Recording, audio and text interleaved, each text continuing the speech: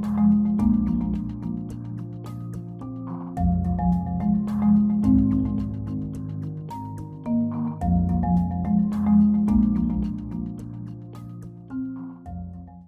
आज का बच्चों जो लेक्चर है वो बेसिकली है series and parallel combination of resistor पे। Series and parallel combination of resistor. Series की डेफिनेशन क्या होती है और पैरेलल की क्या डेफिनेशन होती है। ये जब बच्चों मैंने आपको कैपेसिटर का टॉपिक पढ़ाया था ना, तो उस वक्त मैंने डेफिनेशन वगैरह पे काफ़ी बात कर दी थी कि सीरीज कम्बिनेशन की क्या डेफिनेशन होती है, पैरेलल कम्बिनेशन की क्या डेफिनेशन होती है। तो वो डेफिनेशन आप लोगों ने वही माइंड में रखनी है जो मैंने कैपेसिटर में बताई थी। बस रजिस्टर और कैपेसिटर जो हैं इनके सीरीज़ में, और जब हम इनको पैरेलल में सॉल्व करते हैं तो इनके फार्मूले एक दूसरे के अपोजिट होते हैं। बाकी जो मेथड ऑफ सॉल्यूशन है इक्विवेलेंट कैपेसिटेंस का या इक्विवेलेंट रेजिस्टेंस का वो सेम है। तो सीरीज़ में अगर रजिस्टर लगे हुए हो तो उनकी आर इक्विवेलेंट जो कैलकुलेट करेंगे वो हम इस फार्मूले से कैलकुलेट करेंगे, R1 + R2 and so on. मतलब सिंपली चीज़ें ऐड होती हैं। और अगर हम पैरेलल की बात करते हैं तो पैरेलल में इक्विवेलेंट रेजिस्टेंस कैलकुलेट करने के लिए हम इन चीज़ों के रेसिप्रोकल लेते हैं। अगर किसी बच्चे को सीरीज़ और पैरेलल की बेसिक में प्रॉब्लम है तो वो मेरा वो जो वीडियो है ना जो मैंने कैपेसिटर के ऊपर बनाया हुआ है, उसमें मैंने सीरीज़ और पैरेलल की डेफिनेशंस या इनके सर्किट की बेसिक बातें बहुत सारी की हैं। तो वो वाली वीडियो देख के इस वीडियो को देखेंगे तो आपको ज़्यादा कंसेप्ट क्लियर हो जाएगा, क्योंकि ऑलरेडी बात कर चुके हैं मैं, इसलिए मैं डायरेक्ट फार्मूला से स्टार्ट ले रहा हूँ। सीरीज कम्बिनेशन में हमें आइडिया हो गया कि इस तरह हम कैलकुलेट करते हैं। पैरेलल में हमें रेसिप्रोकल लेने पड़ते हैं ना। तो अगर हाँ आपके पास टू रजिस्टर्स हो ना, अगर दो रजिस्टर्स हों तो क्योंकि रेसिप्रोकल लेने पे टाइम काफ़ी वेस्ट होता है, तो उनकी इक्विवेलेंट रेजिस्टेंस हम डायरेक्ट भी कैलकुलेट कर सकते हैं। उसका रूल आपको याद है कि ऊपर हम प्रोडक्ट लिख से होते हैं और इसके नीचे आप लोगों ने सम लिख देना होता है, यानी ऊपर प्रोडक्ट और नीचे सम। और अगर दो से ज़्यादा हो, तीन हो, तो फिर बेहतर होता है रेसिप्रोकल लेकर ही लिख लें, क्योंकि तीन के लिए भी हम इस तरह का फार्मूला बना सकते हैं लेकिन वो फार्मूला थोड़ा कम्प्लेक्स हो जाता है ना।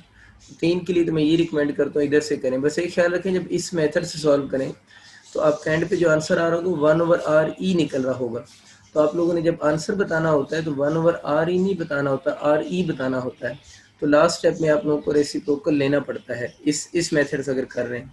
अगर दो रजिस्टर्स हैं तो ये तो ऑलरेडी आपके पास रेसिप्रोकल लेके क्वेश्चन सॉल्व हुआ है, तो यहाँ रेसिप्रोकल की ज़रूरत नहीं होगी। ठीक है, तो ये वाला मेथड जो भी नीचे लिखा है वो टू रजिस्टर्स के लिए है जब वो पैरेलल में लगे होंगे। इसी तरह अगर हम और इस पर बात करें तो हम ये कह सकते हैं कि अगर आपके पास n रजिस्टर्स हों, फॉर n रजिस्टर्स, n मतलब 2, 4, 6 जितने भी रजिस्टर्स हों, for n resistors of equal resistance. अगर आपके पास n रजिस्टर्स हो जिनकी रेजिस्टेंस सेम हो, यानी बात है कि अगर n मतलब नंबर ऑफ रजिस्टर्स है, 10 हो जाए, 12 हो जाए, लेकिन अगर सबकी रेजिस्टेंस सेम हो तो फिर वो कहता है कि R इक्विवेलेंट कैलकुलेट करने के लिए हम डायरेक्ट फार्मूला यूज़ कर सकते हैं R/N। R क्या होगा, उनमें से किसी एक रजिस्टर की रेजिस्टेंस होगी ना, क्योंकि सबकी रेजिस्टेंस सेम है तो किसी एक की रेजिस्टेंस है। और n यहाँ पर क्या है, नंबर ऑफ रजिस्टर्स हैं, मतलब जितनी भी उनकी तादाद है ना उसको यहाँ लिख से। तो इस मेथड से हम इसको कैलकुलेट कर सकते हैं। लेकिन अगर इससे कैलकुलेट करेंगे तो बहुत टाइम लगेगा, तो बेहतर होता है कि आप इससे डायरेक्ट इसको कैलकुलेट कर लें, इसमें टाइम वेस्ट नहीं होगा। इस तरह सीरीज़ के लिए दो के लिखने की ज़रूरत नहीं है, दो के लिए भी ऐड ही होगा, तीन के लिए भी ऐड होगा। एन वाली बात इसके लिए भी चाहे तो लिख लें कि फॉर एन इक्वल रजिस्टर्स। अगर हम n इक्वल रजिस्टर्स की बात करें तो उसकी इक्विवेलेंट रेजिस्टेंस का फार्मूला यहाँ से जो बनेगा n × R होगा। ठीक है, अब आपको ओवरऑल आइडिया हो चुका है कि सीरीज़ में R इक्विवेलेंट हम कैसे निकालते हैं, ऐड करके निकालते हैं, सिंपल एडिशन होती है। तो सीरीज़ में R इक्विवेलेंट के बारे में आप लोगों ने याद रखना है, मैक्सिमम होती है। अगर आपको क्वेश्चन आए रजिस्टर को किस कम्बिनेशन में लगाएं कि इक्विवेलेंट रेजिस्टेंस मैक्सिमम आए, तो वो सीधी सी बात है कि सीरीज़ में इक्विवेलेंट रेजिस्टेंस मैक्सिमम होगी, क्योंकि सीरीज़ में जो R इक्विवेलेंट होती है ना, वो जितने भी इंडिविजुअल रजिस्टर्स होते हैं उनकी वैल्यू से ग्रेटर होती है उसकी वैल्यू। वैसे दो मैंने एग्जांपल के तौर पर लिखी है। अगर सपोज करें कि सर्किट में दो रजिस्टर्स हैं तो आर इक्विवेलेंट कैसे निकलेगी, उन दोनों की सिंपल सम से निकलेगी। तो आर इक्विवेलेंट की वैल्यू उनकी इंडिविजुअल वैल्यू से ग्रेटर होती है। लेकिन पैरेलल के लिए आपको याद है, पैरेलल में तो हम रेसिप्रोकल लेते हैं ना, तो पैरेलल में आर इक्विवेलेंट की जो वैल्यू होगी वो जितने भी रजिस्टर लगे होंगे हर रजिस्टर की इंडिविजुअल वैल्यू से भी उसकी वैल्यू कम आ रही होगी। इसलिए हम बोलते हैं कि अगर पैरेलल की बात की जाए तो पैरेलल में रेजिस्टेंस क्या होती है, मिनिमम होती है। यानी सीरीज में अगर रजिस्टर को लगाएं तो रेजिस्टेंस मैक्सिमम आती है। मतलब आपके पास दो रजिस्टर्स हैं और क्वेश्चन आ जाता है उनको कैसे लगाएं कि रेजिस्टेंस मैक्सिमम होगी। तो जब उनको हम सीरीज में लगाएंगे तो रेजिस्टेंस मैक्सिमम आएगी, इक्विवेलेंट रेजिस्टेंस ना। और जब उनको हम पैरेलल में लगाएंगे तो उनकी इक्विवेलेंट रेजिस्टेंस क्या हो जाएगी, मिनिमम हो जाएगी। एक तो ये बात आप लोगों ने छोटी सी याद रखनी है कि कैपेसिटेंस का आपको याद होगा। कैपेसिटर मैंने कहा था अगर आपको दो कैपेसिटर दिए जाते हैं तो अगर उन कैपेसिटर को हम पैरेलल में लगाएं तो उनकी सी इक्विवेलेंट मैक्सिमम आती है, और जब उनको हम सीरीज में लगाएं तो उनकी सी इक्विवेलेंट की वैल्यू क्या आएगी, मिनिमम आ रही होगी। बस ये चीज़ आप लोगों ने याद रखनी है।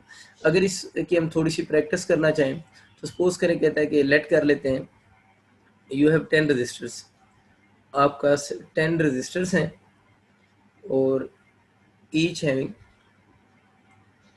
रेजिस्टेंस ऑफ 20 ओम। यानी आपके पास जो है वो 10 रजिस्टर्स हैं, हर एक की रेजिस्टेंस 20 ओम है, और आपसे कहता है कि उनको आप लोगों ने सीरीज में भी लगाया हुआ है और आप लोगों ने उनको किस में लगाया हुआ है, पैरेलल में भी लगाना है, और उनकी आर इक्विवेलेंट बताएं। तो देखिए इस पे ये रूल अप्लाई होगा ना। अब इसमें नंबर ऑफ रजिस्टर्स कितने हैं, 10 गिवन है। नंबर ऑफ रजिस्टर अगर 10 है तो हर एक की रेजिस्टेंस सेम है ना, तो वो बेसिक वाला मेथड लग जाएगा। तो सीरीज के लिए क्या रूल बताया था, n into R, N number of resistor जो कि कितने हैं, 10 है। यहाँ पर किसी एक की रेजिस्टेंस लिखनी होती है 20, तो इस पूरे कम्बिनेशन की जो रेजिस्टेंस बनेगी वो 200 ओम्स हो जाएगी। इसी तरह अगर कहते हैं उनको पैरेलल में आप लोगों ने लगा दिए तो ये वाला फार्मूला यूज़ होगा, आर इक्विवेलेंट इक्वल टू, तो आपका आर कितना आ जाएगा, 20 है, नंबर ऑफ रजिस्टर्स 10 है, तो आर इक्विवेलेंट जो बनेगा वो इस केस में 2 ओम हो जाएगी। तो ये बस छोटी छोटी बातें आप लोगों ने याद रखनी है। या आपका यूँ क्वेश्चन आ जाता कि आपका 10 रजिस्टर्स हैं, ईच हैविंग रेजिस्टेंस ऑफ 20 ओम, और आपको क्वेश्चन ये आ जाता है कि उनकी मैक्सिमम रेजिस्टेंस बताएं, यानी इस कम्बिनेशन की मैक्सिमम रेजिस्टेंस बताएं। तो आपको ये याद रखना है कि अगर यही सेम क्वेश्चन गिवन हो, सीरीज और पैरेलल मेंशन ना हो, और आपसे कह दे कि इस कम्बिनेशन की मैक्सिमम रेजिस्टेंस कैसे कैलकुलेट करेंगे, तो फिर सीरीज वाला आप आंसर उसे बताएंगे। और अगर कहता है ये क्वेश्चन आ जाता है और कहता है कि इसकी मिनिमम रेजिस्टेंस कैलकुलेट करें, यानी आपका 10 रजिस्टर्स हैं 20 ओम के, कहते हैं उनकी मिनिमम रेजिस्टेंस कितनी होगी जब उनका हम कनेक्ट करेंगे किसी सर्किट में। तो जब उन सबको हम पैरेलल में कनेक्ट कर देंगे तो उनकी रेजिस्टेंस उस केस में मिनिमम हो जाएगी। तो यूँ समझिए कि इनकी रेंज कैलकुलेट होगी, मैक्सिमम भी और मिनिमम रेजिस्टेंस आपके पास कैलकुलेट हो चुकी हुई है। तो ये बिल्कुल वही उसी तरह की बातें हैं जिस तरह की हम लोगों ने कैपेसिटर में भी की थी ना। सपोज करें आपको क्वेश्चन आ जाता है कि मैं क्वेश्चन लिख सकता हूँ, चले कि आपके पास 5 रजिस्टर्स हैं, you have 5 resistors, each of 5 resistors हैं, each of resistance R, हर एक की रेजिस्टेंस R है। what can be the ratio of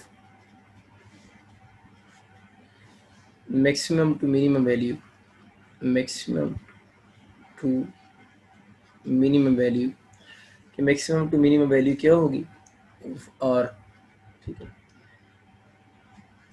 that can be obtained by connecting them।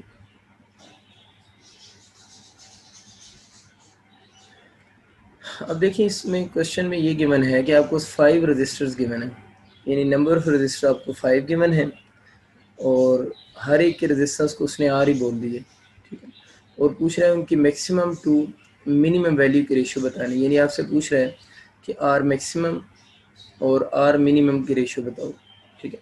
तो देखिए अभी हम लोगों ने पढ़ा है आर मैक्सिमम कब होगी, जब इन पांचों को पैरेलल में लगाएंगे, नंबर ऑफ रेजिस्टर्स गिवन है, सबकी रेजिस्टेंस सेम है, तो मैक्सिमम कब होगी। चले मैं यहाँ पर आपकी आसानी के लिए पैरेलल ओवर सीरीज भी लिख सकता हूँ।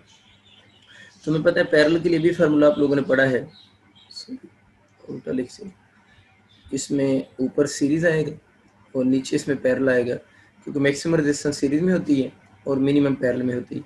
अभी आप लोगों ने सीरीज के लिए फार्मूला पढ़ा है, सीरीज के लिए भी हम लोगों ने जब रिलेशन लिखा है तो हम कैसे निकालेंगे, एन आर करेंगे ना, क्योंकि ये वो वाला फार्मूला अप्लाई होगा ना कि नंबर ऑफ रेजिस्टर्स हैं, सबकी रेजिस्टेंस सेम है।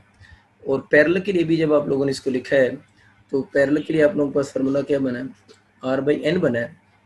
अब देखिए ये वाला आर इस आर से कैंसिल हो जाएगा, यानी आर मैक्सिमम और आर मिनिमम जो कि सीरीज और पैरेलल के लिए थी उनकी वैल्यूज पुट कर दी। अब n ऊपर जाकर मल्टीप्लाई हो जाएगा तो इनटू n स्क्वायर हो जाएगा। इसका मतलब ये हुआ कि अगर आपके पास नंबर ऑफ रजिस्टर्स हों और सबकी रजिस्टेंस सेम हो कि उनकी मैक्सिमम टू मिनिमम वैल्यू की रेशियो बताओ, या आपका ये क्वेश्चन आ जाए उनको आप सीरीज में लगाएं और फिर उनको पैरेलल में लगाएं तो उनकी इक्विवेलेंट रेजिस्टेंस की रेशियो बताएं, ठीक है, यानी कम्बिनेशन की इक्विवेलेंट रेजिस्टेंस की रेशियो बताओ, तो उसको हम सिंपल मेथड से सॉल्व कर सकते हैं कि ये जो रजिस्टर्स हैं उनकी जितनी मर्जी रेजिस्टेंस हो उससे हमें कंसर्न नहीं होगा।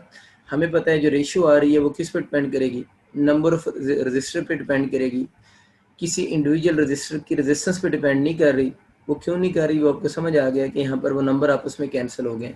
तो ये आपके पास एक बड़ा अच्छा फार्मूला बन गया, आपको समझ आ चुकी होगी। आर मैक्सिमम और आर मिनिमम की रेशियो भी एन स्क्वायर होगी और R series over R parallel की रेशियो भी एन स्क्वायर ही होगी। हाँ, ये अलग बात है कि अगर सवाल में आ जाए कि आर मिनिमम और आर मैक्सिमम की रेशियो बताओ तो फिर तो आप 1/n स्क्वायर ही करेंगे। तो इस केस में बच्चों अगर मैं R maximum over R minimum आपके सामने बनाऊं तो नंबर ऑफ रजिस्टर 5 है, तो 5 का स्क्वायर कितना आंसर बन जाएगा, 25:1 के इक्वल हो जाएगा। एक तो ये बेसिक सा कंसेप्ट है जो मैंने आपको उस कैपेसिटर के अंदर भी ये वैसे चीज़ कन्वे करने की कोशिश इसी तरह की थी। इसमें भी आपको आइडिया हो गया कि इसके भी क्वेश्चन उस टाइप के बन सकते हैं। एक और क्वेश्चन अपने पास लिखने लास्ट ईयर भी लिखवाया था, अच्छा क्वेश्चन है। वो कह रहे हैं कि एक वायर है of resistance R, a wire of resistance R is cut into two halves.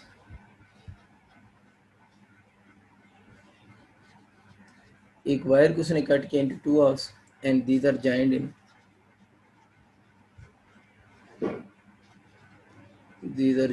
in parallel to each other. Parallel to each other. एक वायर है जिसकी रेजिस्टेंस आ रहा है, इसको कट किया है टू हाउस में and these are joined in parallel to each other. What will be the value of new resistance? What will be the value of new resistance? तो पूछ रहा है कि इसकी इस कम्बिनेशन की जो बात हो रही है इसकी न्यू रेजिस्टेंस की वैल्यू क्या होगी। चाहे तो चले मैं ऑप्शन भी लिख सकता हूँ, कहेंगे सारा ऑप्शन नहीं दिख रहा, हमसे क्यों करवा रहे हैं। ऑप्शन अपने पास लिख लें R/4 R/2 और 4। देखिए इसमें दो चीज़ें हैं ना, एक तो वायर को उसने कट किया, ये बात ठीक है, ये वायर की कटिंग के क्वेश्चन आएंगे और उसको फिर जॉइंट उसने किया है और जॉइन करने के बाद उसने पैरेलल का लफ्ज़ लिखा है ना। तो आप लोगों ने याद रखना है वायर के अगर कटिंग के क्वेश्चन आ जाए ना, वायर की कटिंग के क्वेश्चन आ जाए और उसके बाद वो वायर को जॉइन भी करे, और वायर को कैसे जॉइन करे, वायर को कटिंग के क्वेश्चन आ जाए कितने पार्ट्स में, n इक्वल पार्ट्स में। अनइक्वल पार्ट्स हो तो वो फिर न्यूमेरिकल बन जाता है ना। सुनो, n इक्वल पार्ट्स में वायर की कटिंग हो रही हो, n मतलब 2 4 6 8 9 जो भी पार्ट्स हो ना, n इक्वल पार्ट्स में अगर उसकी कटिंग के क्वेश्चन आ जाए फिर उनको ज्वाइन करें। तो ज्वाइन दो तरह से कर सकता है, या सीरीज में ज्वाइन कर सकता है या पैरेलल में ज्वाइन कर सकता है।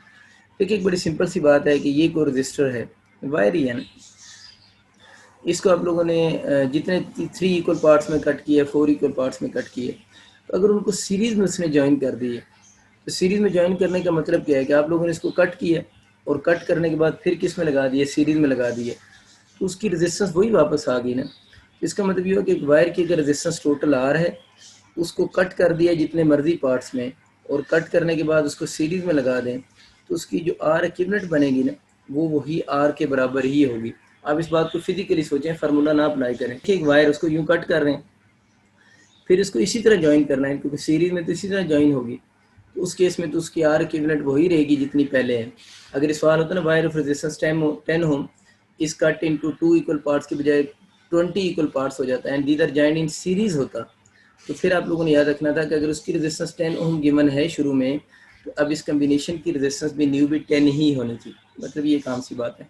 मसला बनता है पैरेलल में, पैरेलल के मैं प्रूफ तो नहीं करवा रहा, डायरेक्ट लिख रहा हूँ। अब आप माइंड में रखें, अगर हम किसी वायर को कट करें n इक्वल पार्ट्स में और फिर उसको ज्वाइन कर दें, सीरीज में इक्वल पार्ट्स हो या अनइक्वल पार्ट्स हो फर्क नहीं पड़ता, ठीक है ना। सीरीज में जो पार्ट्स होते हैं वो इक्वल और अनइक्वल दोनों हो सकते हैं, पार्ट्स जो हैं वो अनइक्वल भी हो सकते हैं और इक्वल भी हो सकते हैं। लेकिन पैरेलल वाला जो फार्मूला है वो सिर्फ इक्वल पार्ट्स के लिए बन सकता है, अदरवाइज ये न्यूमेरिकल बन जाता है। अगर उसको n इक्वल पार्ट्स में कट कर रहा है तो उस केस में जो r इक्विवेलेंट बनेगा उसका जो फार्मूला होगा वो r बाई एन स्क्वायर होगा। ये बात याद रखनी है कि जो फार्मूला बनेगा वो आपका r बाई एन स्क्वायर होगा। r क्या चीज़ है? वो जो उस पूरे उस कंप्लीट वायर की टोटल रेजिस्टेंस, और n यहाँ पर जो लिखा हुआ है उस वायर के नंबर ऑफ पार्ट्स हैं। n यहाँ पर उस वायर के नंबर ऑफ इक्वल पार्ट्स होंगे। तो n जिस वायर की हम बात कर रहे हैं उसके नंबर ऑफ इक्वल पार्ट्स होंगे और r उस वायर की टोटल रेजिस्टेंस है। तो इस केस के अंदर तो उस वायर की रेजिस्टेंस को उसने r शो किया है, पार्ट्स कितने बनाए हैं 2 पार्ट्स, तो 2 का स्क्वायर हो जाएगा, तो रेजिस्टेंस कितनी बन जाएगी r/4। तो हमें समझ आ गया कि इस वायर की जो रेजिस्टेंस बन रही है वो r/4 होगी, तो ऑप्शन अल्फा होगा। तो इसका मतलब ये कि अगर हम किसी वायर को कट करके पैरेलल में लगा दें, r उसकी टोटल रेजिस्टेंस और n उसके नंबर ऑफ इक्वल पार्ट्स होंगे, तो इस केस में जो इक्विवेलेंट रेजिस्टेंस की वैल्यू बनेगी वो r/4 की इक्वल होगी। अब कुछ बच्चे ये सोच रहे होते हैं कि ये कैसे फार्मूला आ गया, उनको मैं एक एग्जांपल छोटी सी करवाता हूँ। आप इस बात को यूँ समझ लें, ज़रा गौर कीजिएगा। एक वायर है, उसकी रेजिस्टेंस 4 ओम है।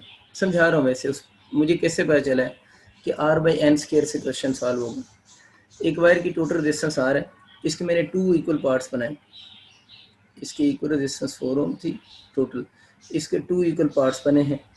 तो ये तो सबको पता है ना, रेजिस्टेंस का लेंथ का डायरेक्ट रिलेशन होता है। अगर 2 इक्वल पार्ट्स बने हैं तो इस फार्मूले के अकॉर्डिंग हर पार्ट की लेंथ हाफ होगी, तो हर पार्ट की रेजिस्टेंस भी हाफ हुई होगी। तो जो 2 पार्ट्स बने हैं, एक पार्ट की रेजिस्टेंस भी 2 ओम होगी, दूसरे पार्ट की रेजिस्टेंस भी 2 ओम होगी। अब वो कह रहे हैं कि इन दोनों पार्ट्स को आप लोग किस में लगा दें, पैरेलल में लगा दें। ये क्वेश्चन था ना कि वायर को कट किया, जितने मर्जी पार्ट्स में कट करे, मैंने 2 में कट कर लिया, तो दोनों पार्ट्स को मैंने किस में लगा दिए, पैरेलल में लगा दिए। अब इनकी r इक्विवेलेंट पैरेलल में कैसे कैलकुलेट होगी?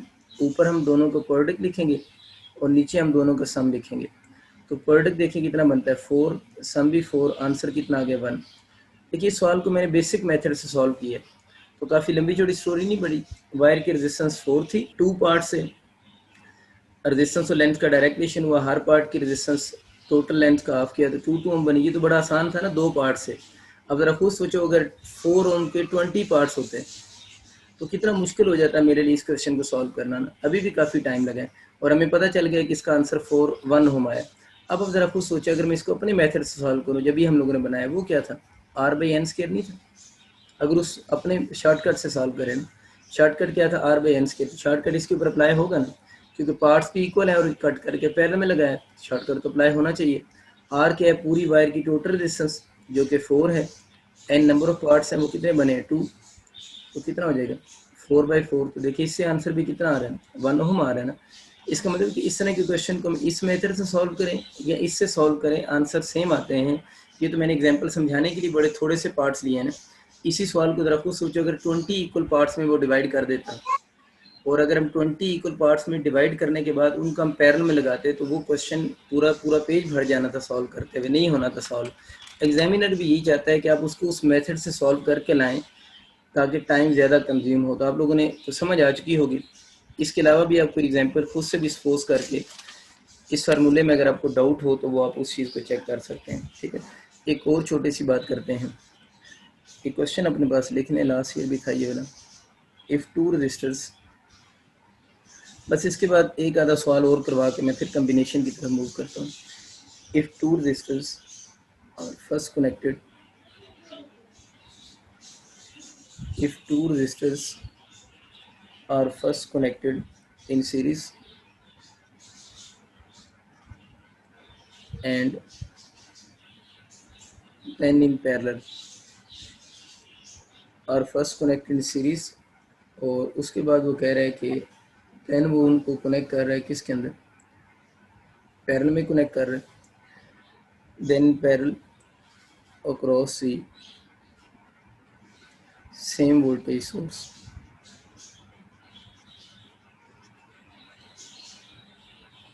across the same voltage source the current voltage graph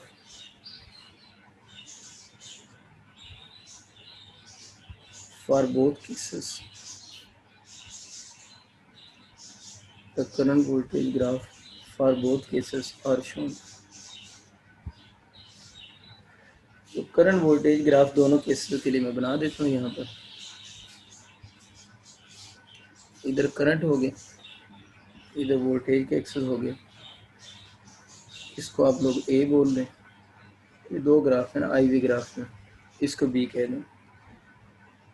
तो इसके ऑप्शन जो होंगे ना एमसीक्यू में वो यूँ होंगे बेसिकली, मैं एक दो ही ऑप्शन लिखता हूँ, वो यूँ ऑप्शन लिखे होंगे, A is for series and B is for parallel, या यूँ ऑप्शन लिखा होगा, A is for parallel and B is for series. चलेंगे सवाल अब समझते हैं। सवाल क्या है कि उसने कहा है कि दो रजिस्टर्स हैं, सेम रजिस्टर्स हैं, मतलब टू रजिस्टर्स हैं और फर्स्ट कनेक्टेड इन सीरीज। दो कोई से रजिस्टर हैं, वैल्यू सेम और डिफरेंट हो, कोई फ़र्क नहीं पड़ता। पहले उनको सीरीज में लगाया है और फिर उनको पैरेलल में लगाया across a same voltage source, यानी दोनों के साथ बैटरी सेम लगाई है, पहले सीरीज में लगाया है फिर पैरेलल में लगाया है। और उसने क्या किया है कि जब उनको सीरीज और पैरेलल में लगाया तो करंट और वोल्टेज की वैल्यूज़ नोट की हैं, ठीक है, और उनका उसने ग्राफ प्लॉट कर दिए। अब आपसे क्वेश्चन में कह रहा है कि आप इस ग्राफ को देखकर बताएं कि इनमें से सीरीज जब उनका आप लोगों ने सीरीज में लगाया तो फिर कौन सा ग्राफ ठीक है, और इनमें से जब पैरेलल में लगाया तो फिर कौन सा ग्राफ ठीक है। फिर रिपीट कर रहा हूँ, दो रजिस्टर हो या चार हो, अगर ज़्यादा रजिस्टर होते हैं तो वो आपका ज़्यादा ग्राफ बनते हैं ना। कहते हैं टू रजिस्टर्स हैं, पहले उनको सीरीज में लगा रहे हैं ना, सॉरी कम्बिनेशन तो दो ही है ना, ग्राफ तो कम्बिनेशन को शो कर रहे हैं। अगर आप यहाँ पर नंबर ऑफ रजिस्टर्स कुछ भी हो सकते हैं ना, एन रजिस्टर्स हो सकते हैं, उनको पहले वो सीरीज में लगा रहा है, ठीक है ना। तो जितने भी रजिस्टर्स होंगे अगर उनको सीरीज में लगा रहा है तो एक ग्राफ सीरीज के लिए बनेगा, और अगर पैरेलल में लगा रहा है तो एक ग्राफ पैरेलल में बनेगा। हमारा क्वेश्चन सिर्फ ये है कि हम ग्राफ देखकर ये बताएं कि वो जो ग्राफ बना हुआ है इनमें ग्राफ सीरीज के लिए कौन सा है और इनमें ग्राफ पैरेलल के लिए कौन सा है। आप एक चीज़ कंफर्म करें पहले, ये आपको समझ आ गया, यहाँ पर नंबर ऑफ रजिस्टर जितने मर्जी हो जाए इससे कोई फ़र्क नहीं पड़ेगा, इवन रेजिस्टेंस की वैल्यू भी दे देना। तो आप लोगों ने आई वी ग्राफ को देखकर बताना है कि सीरीज़ का ग्राफ कौन सा है और इनमें पैरेलल का ग्राफ कौन सा है। ये कंसेप्ट आपको ऑलरेडी पता है, अभी बात हुई है एक मिनट पहले कि सीरीज़ में रेजिस्टेंस मैक्सिमम होती है और जो पैरेलल होता है ना, पैरेलल में रेजिस्टेंस मिनिमम होती है। ये बात हम पढ़ चुके हैं, अभी हमने इस पर बात कर ली है। आपको शायद याद होगा मैंने ओम लॉ रिलेशन में एक बहुत डिटेल से कंसेप्ट पढ़ाया था आपको कि slope of I V graph जो होगा ना, आई इसमें परपेंडिकुलर एक्सिस के नाम है ना, तो slope of I V graph tan theta होता है। और हम लोगों ने उस वक्त ये पढ़ा था कि tan theta reciprocal of resistance होगा, tan theta reciprocal of resistance होगा। और ये जो थीटा एंगल है ये उस ग्राफ का एंगल विद हॉरिजेंटल एक्सिस होगा, उस ग्राफ का एंगल विद हॉरिजेंटल एक्सिस या विद वोल्टेज एक्सिस होगा। इसका मतलब ये होगा कि जिस केस में थीटा कम होगा ना, जिस केस में थीटा कम होगा, tan थीटा आपके पास रेसिप्रोकल ऑफ रेजिस्टेंस आ रहा है ना, तो जिस केस में आपका थीटा कम आ रहा होगा, अगर थीटा कम बनेगा तो उस केस में रेजिस्टेंस की वैल्यू क्या होगी, ज़्यादा होगी। जिस केस में थीटा कम होगा उस केस में रेजिस्टेंस की वैल्यू ज़्यादा होगी। तो अगर देखिए इसमें किसका थीटा कम है, अगर हम थीटा देखें तो ए का थीटा कम आ रहा है, जिसका थीटा कम आ रहा है उसकी रेजिस्टेंस की वैल्यू ज़्यादा होगी। इसका मतलब ये हुआ कि आपका ए जो ग्राफ होगा उसका एंगल कम है, और जिसका एंगल कम है उसकी रेजिस्टेंस क्या होगी, ज़्यादा होगी। तो जिसकी रेजिस्टेंस ज़्यादा होगी वो किसके लिए होगा, सीरीज़ के लिए होगा। तो ए इज़ फॉर सीरीज़, इसमें जो ए है वो किसके लिए है, सीरीज़ के लिए होगा। And B graph is for parallel, और बी ग्राफ जो होगा वो किसके लिए होगा, पैरेलल के लिए होगा। तो सिंपल सी बात है कि आप लोगों ने इस स्लोप वाले मेथड से सॉल्व करना है, और बेसिक आपको कंसेप्ट पता होना चाहिए कि सीरीज़ में रेजिस्टेंस मिनिमम या मैक्सिमम वाली बात पता होनी चाहिए।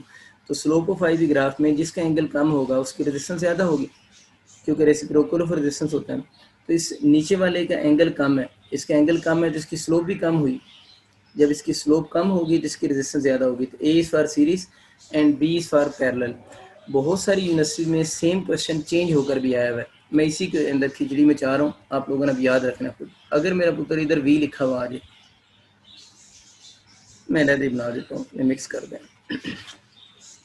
क्वेश्चन आप ये समझिए कि सेम है, बस हम उसका वो थोड़ा सा स्ट्रक्चर बदलने के चक्कर में, खैर आपको समझ तो आ ही रही है, मैं बना देता। अगर ये सेम क्वेश्चन यूँ आ जाता, यानी डाटा सारा वही है, ऊपर वोल्टेज हो जाता नीचे करंट हो जाता और यूँ एक्सेस होते, ये ए और बी हो जाता, ए और बी हो जाता।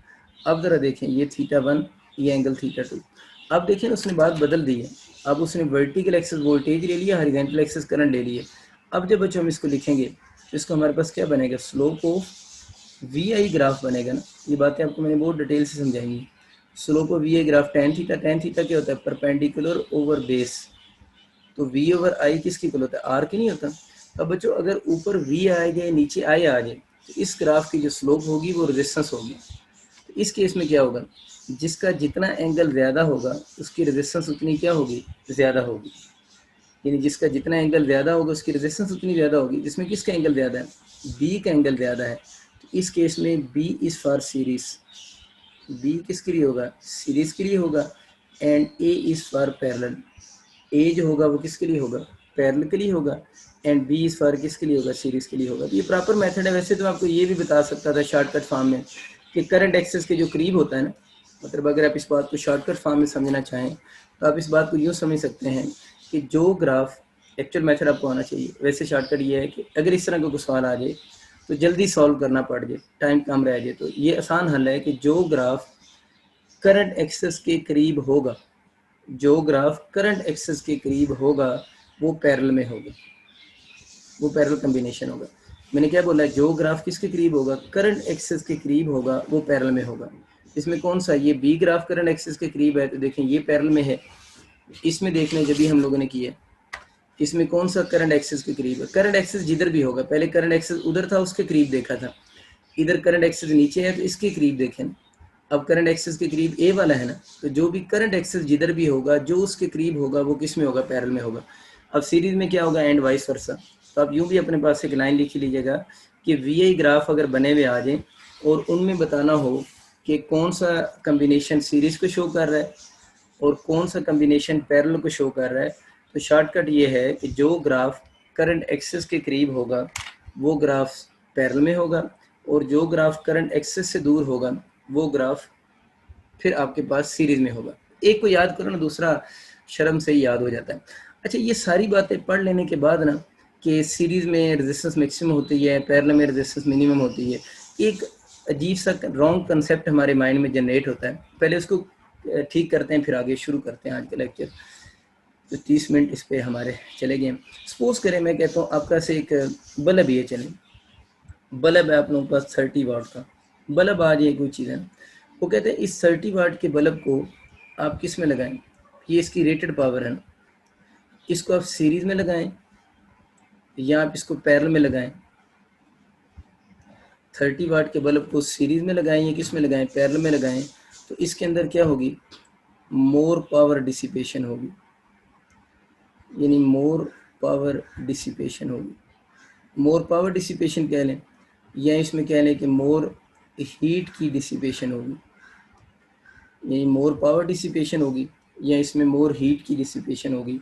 इसको सीरीज में लगाएं या पैरेलल में लगाएं, ठीक है।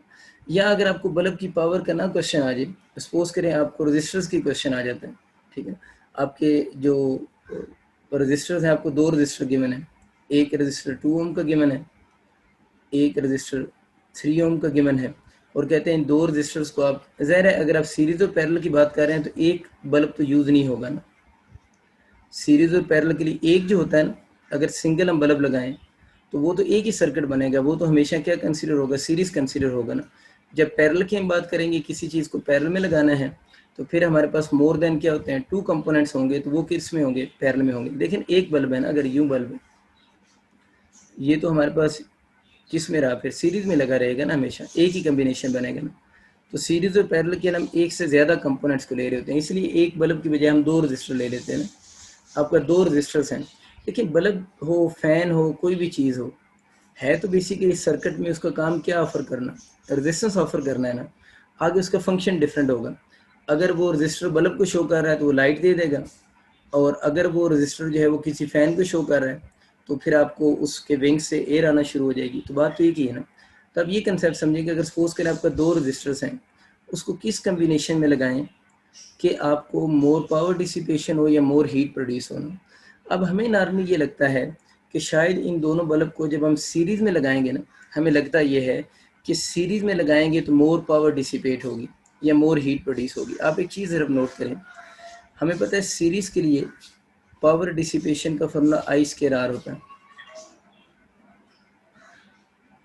और पैरेलल के लिए पावर डिसिपेशन का फॉर्मूला V²/R होता है।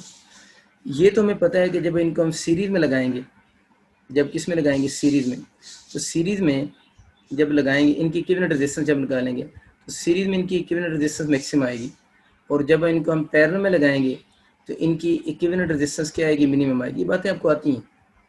सीरीज़ में लगाएंगे आर मैक्सिमम आएगी ना सीरीज़ में इक्विवेलेंट रेजिस्टेंस, जब इन दो को पैरेलल में लगाएंगे तो मैक्सिमम आएगी। ठीक है, उम्मीद आपको ये बात समझ आ गई होगी कि सीरीज़ और पैरेलल के लिए दो होंगे तो फिर पता चलेगा ना वो सीरीज़ में ये किस में पैरेलल में, इसलिए अकेले से बात हमने यूजली कर रहे थे। अच्छा, अब मसला ये है कि किस केस में पावर डिसिपेशन मैक्सिमम होगी। ये पावर डिसिपेशन का फॉर्मूला डी, ये पावर डिसिपेशन।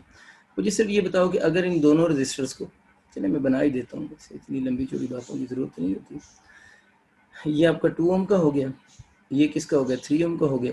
इसको आप लोगों ने एक वोल्टेज सोर्स लगा दी। ये बात याद रखनी कि दोनों केसेस में वोल्टेज सोर्स सेम रखना है ना, तभी तो पता चलेगा ना, वोल्टेज सोर्स सेम है।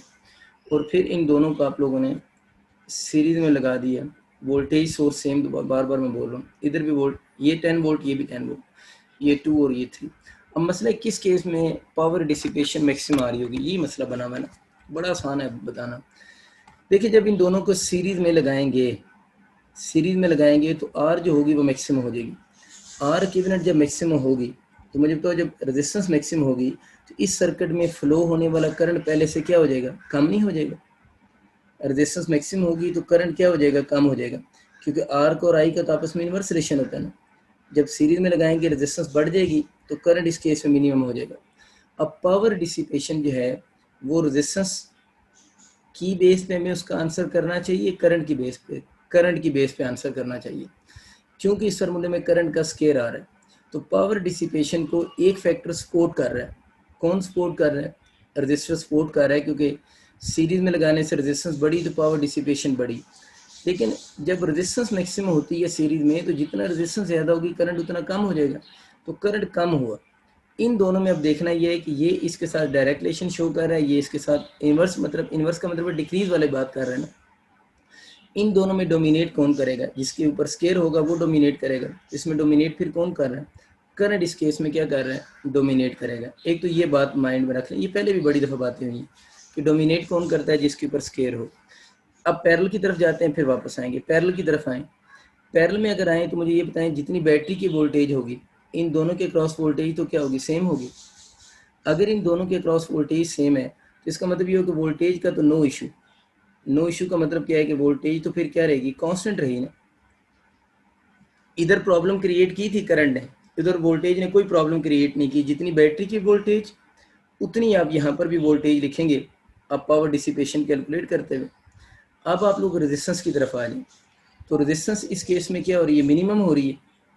अगर इस केस में रेजिस्टेंस मिनिमम हो रही है तो रेजिस्टेंस के मिनिमम होने से जो पावर डिसिपेशन होगी, उस पावर डिसिपेशन ने आप लोगों की क्या हो जाना, रेजिस्टेंस मिनिमम, तो पावर डिसिपेशन क्या हो जाएगी, मैक्सिमम। तब आप खुद सोचो ज़रा, इस सारी बात का कंक्लूजन क्या ड्रा होगा कि जब हम उनको किस में लगा रहे हैं, सीरीज में लगा रहे हैं, उस वक्त एक फैक्टर सपोर्ट कर रहा है, एक फैक्टर अपोज कर रहा है, और अपोजिंग वाला फैक्टर जो है वो पावर अपोज का मतलब पावर डिसिपेशन को कम कर रहा है, वो वाला फैक्टर डोमिनेट कर रहा है, कम वाला। पैरेलल में ये वाला फैक्टर इसको अपोज तो कर ही नहीं रहा। क्यों अपोज नहीं कर रहा, कि ये सबके क्रॉस वोल्टेज तो सेम है, वोल्टेज कांस्टेंट आएगी, तो यू कैन से कि ये इसको अपोज नहीं कर रहा पावर डिसिपेशन को, बल्कि सपोर्ट ही कर रहा है, क्योंकि वी की वैल्यू कांस्टेंट शो हो रही है। समझे की बात। और दूसरा फैक्टर है रेजिस्टेंस, रेजिस्टेंस की वैल्यू पैरेलल में कम होगी तो पावर डिसिपेशन क्या होगी, मैक्सिमम होगी। तो सारी स्टोरी सुनाने का कंक्लूजन ये है, आप लोगों ने पेपर में इतना कुछ याद नहीं रखना, एंड पे आप लोगों ने सिर्फ कंक्लूजन याद करना है कि अगर आपको नंबर ऑफ रजिस्टर्स गिवन हो, अगर आपको नंबर ऑफ रजिस्टर्स गिवन हो तो उनकी पावर डिसिपेशन मैक्सिमम कब होगी, जब हम उनको किस में लगाएंगे, पैरेलल में लगाएंगे, तो उनकी पावर डिसिपेशन की वैल्यू क्या होगी, मैक्सिमम होगी। या अगर आपके क्वेश्चन आ जाए हीट उनमें कब ज़्यादा प्रोड्यूस होगी, तो हीट भी तभी ज़्यादा प्रोड्यूस होगी जब हम उनको किस में लगाएंगे, पैरेलल कम्बिनेशन में लगाएंगे। तो जो हीट की रीज़न, जो पावर की रीज़न आपको दी है, वही बेसिकली हीट की भी रीज़न है। ये नॉर्मली हम जो सोचते हैं ये बात उसके अपोजिट थोड़ी सी आती है। हमें ये लगता है कि शायद सीरीज़ में ये काम हो रहा होगा। तो अगर आपको ये जो मैंने सारी एग्जांपल दी है ना, इसको आप दोबारा खुद से भी आराम से सोचेंगे तो आपको आइडिया हो जाएगा कि सीरीज़ में मिनिमम है और पैरेलल में इसकी वैल्यू क्या होगी, मैक्सिमम होगी। और इसका सवाल इसी तरह का आएगा कि आपको ये कहेगा कि you have number of resistors और you have number of bulbs, कुछ भी कह सकता है, ठीक है। वो बल्ब वगैरह कम बोलता है क्योंकि बल्ब भी तो रेजिस्टेंस के काम करेगा ना, हमें तो उसकी रेजिस्टेंस से कंसर्न होगा ना। उनको आप किस कम्बिनेशन में लगाएंगे कि पावर डिसिपेशन मैक्सिमम प्रोड्यूस हो या पावर डिसिपेशन मिनिमम प्रोड्यूस हो। तो असल में सीरीज में लगाने से उस ओवरऑल पूरे सर्किट का करंट इतना कम हो जाता है। करंट क्यों कम हो जाता है? क्योंकि रेजिस्टेंस बढ़ जाने से, जिसकी वजह से सीरीज के अंदर जो पावर डिसिपेशन है वो इतनी ज़्यादा जो है वो डोमिनेट नहीं करती जितनी पावर डिसिपेशन डोमिनेट करती है पैरेलल के अंदर। ये बहुत ही इंपॉर्टेंट रिजल्ट है, इसको अपने पास आप लोगों ने लिख लेना है। एक छोटा सा और सवाल देखते हैं। कहते हैं सपोज करें एक वायर है, ये केपीके के पास पेपर का सवाल है। एक वायर है, उसकी कोई रेजिस्टेंस हम आर ले लेते हैं। उस वायर की रेजिस्टेंस सपोज करें आर है, और सवाल उसका ये है कि इस वायर को मिडल से, मैं पूरी स्टेटमेंट तो नहीं लिख रहा, थोड़ी सी लिखूंगा। इस वायर को मिडल से उन्होंने बेंड किया है एट 180 डिग्री। तो कह रहे हैं कि वायर है, उसकी रेजिस्टेंस आर है, लेंथ एल है। उस वायर को उन्होंने मिडल से बेंड किया है कितने डिग्री? 180 डिग्री, ठीक है ना। अब जब उसको मिडल से उन्होंने बेंड किया 180 डिग्री, तो इस बात का मतलब क्या बनेगा? ये वायर होगी। इसको यहाँ से बेंड किया 180 डिग्री का मतलब है कि इस वायर को घुमाकर वो इस तरफ ले आया, तो ये वायर कुछ यूँ बन गई, ये बात होगी। उस वायर को उसने मिडल से बेंड किया कितने डिग्री? 180 डिग्री। और उसके बाद उसने कहा है कि इनके एंड को उसने ट्विस्ट कर दिए। इसको जो एंड होंगे ना, उनको उसने ट्विस्टेड। एंड ट्विस्टेड का मतलब ये है कि वायर थी ना, उसके एंड को उसने यूँ ट्विस्ट करके ना इसको एक ही वायर बना दिए। अब क्वेश्चन उसका ये है, इसको उसने ट्विस्ट किया है, इस तरह ट्विस्ट किया है कि no behave like a single wire, कि अब ये सिंगल वायर की तरह बिहेव कर रहा है। आपको बात समझ आ गई होगी कि एक वायर थी, उसको उसने बेंड किया है। बेंड करना है कितने डिग्री बेंड किया? 180 डिग्री। तो इधर वापस लेकर आया होगा ना, तभी 180 बनेगा ना। फिर उसने इस वायर को यूँ, इसके एंड्स को यूँ ट्विस्ट करके इसको एक सिंगल वायर बना दिए। क्वेश्चन उसका ये है कि उसकी रेजिस्टेंस, न्यू रेजिस्टेंस कितनी होगी? सवाल समझ आ गया कि उस वायर की, आपसे बच्चों ये पूछ रहा है कि जिस वायर के साथ ये सारा काम हुआ है उसकी न्यू रेजिस्टेंस कितनी होगी। तो बहुत आसान सवाल कि रेजिस्टेंस का फॉर्मूला क्या होता है? रो एल ओवर ए होता है। अब न्यू वायर की अगर हम बात करेंगे तो आप लोग मुझे खुद बता सकते हैं, रो उसकी लेंथ पहले से, मेरा तो ख्याल है हाफ होगी। पहले लेंथ एल थी ना, उसको मिडल से बेंड किया तो लेंथ उसकी हाफ होगी। और देखें ना, अगर इसका एरिया इस तरफ ए था, तो जब इसको इसी के साथ मिलाया तो अब इसका एरिया क्या हो जाएगा? 2 टाइम ए ऑफ ए नहीं हो जाएगा? एरिया बढ़ गया ना, वो वायर थिक होगी। पहले एक थी, अब दो इकट्ठी होगी ना, बिल्कुल एक जैसी। तो लेंथ तो इसकी क्या हुई है? हाफ हुई है। लेकिन एरिया को अगर सोचेंगे तो एरिया डबल हो गया। तो आर प्राइम जो बनेगा, रो एल ओवर 4a हो जाएगा। और रो एल ओवर ए तो हमें पता है ओरिजिनल आर की इक्वल होता है, तो इसकी जगह वैल्यू पुट कर सकते हो ना।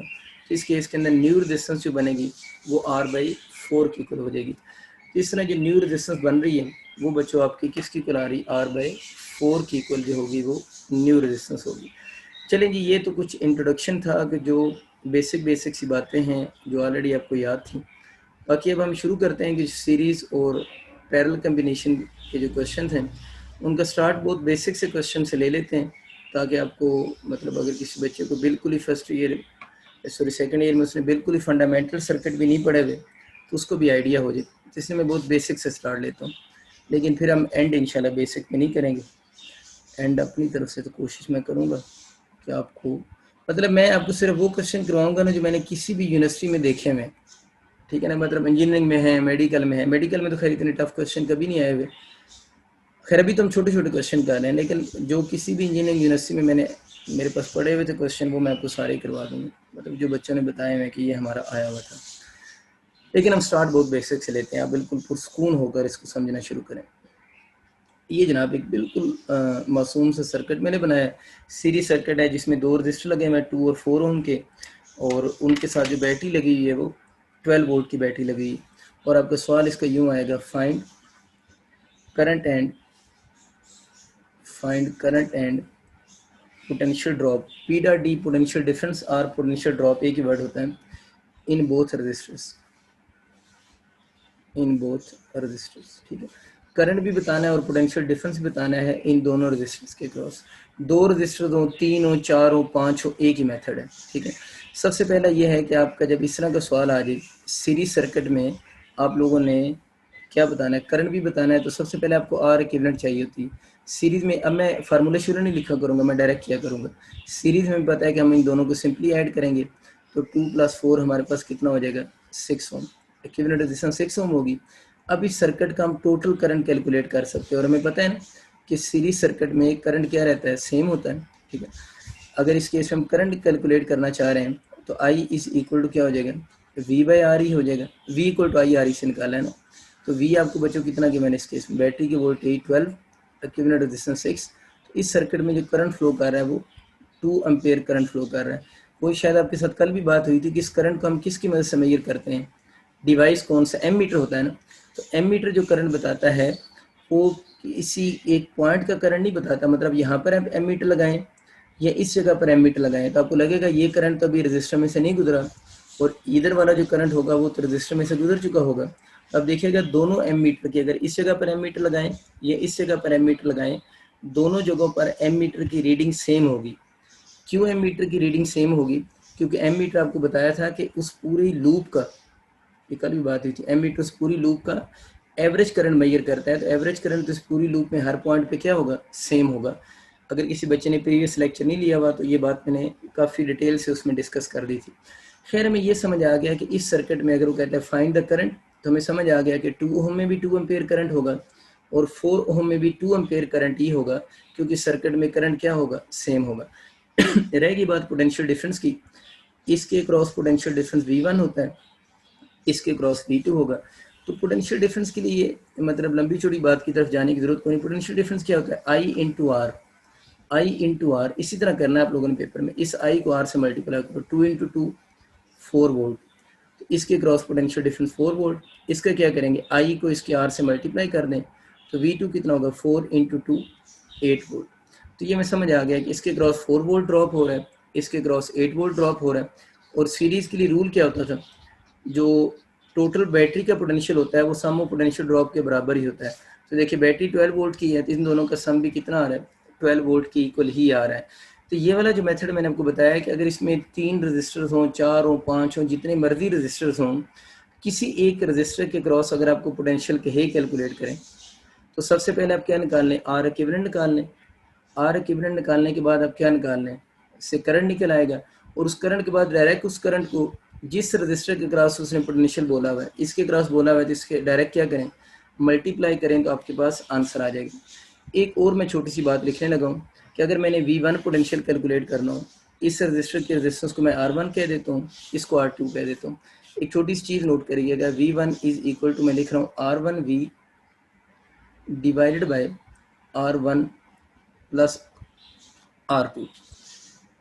V1 मैंने लिखा है R1V V1 + V2, इसमें ज़रा वैल्यूज पुट करते हैं। R1 की वैल्यू कितनी है, 2, बैटरी की वोल्टेज यहाँ पर कितनी है, 12, और जो सम ऑफ रेजिस्टेंस बन रहा है R1 + R2, 4 + 2 6, ये 6 इस 12 से कैंसिल हुआ 2, और 2 × 2 कितना हो गया, 4 वोल्ट। देखिए अभी इधर यहाँ से V1 कितना आया था, 4 वोल्ट आया था ना, तो इस मेथड से मैंने कैलकुलेट किया है तो V1 कितना आ गया, 4 वोल्ट।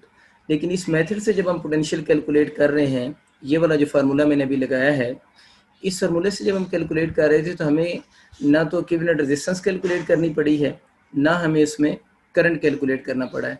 तो आप अपने पास ये चीज़ नोट कर लें कि अगर आपके पास किसी भी सर्किट में सीरीज़ के अंदर आप लोगों ने पोटेंशियल बताना हो, किस में बताना हो, सीरीज़ में सिर्फ पोटेंशियल बताना हो, करंट बताना होगा तो फिर वही तरीका है कि आपको वो करना पड़ेगा, मतलब आपको आर इक्विवेलेंट निकालना पड़ेगा, फिर आएगा।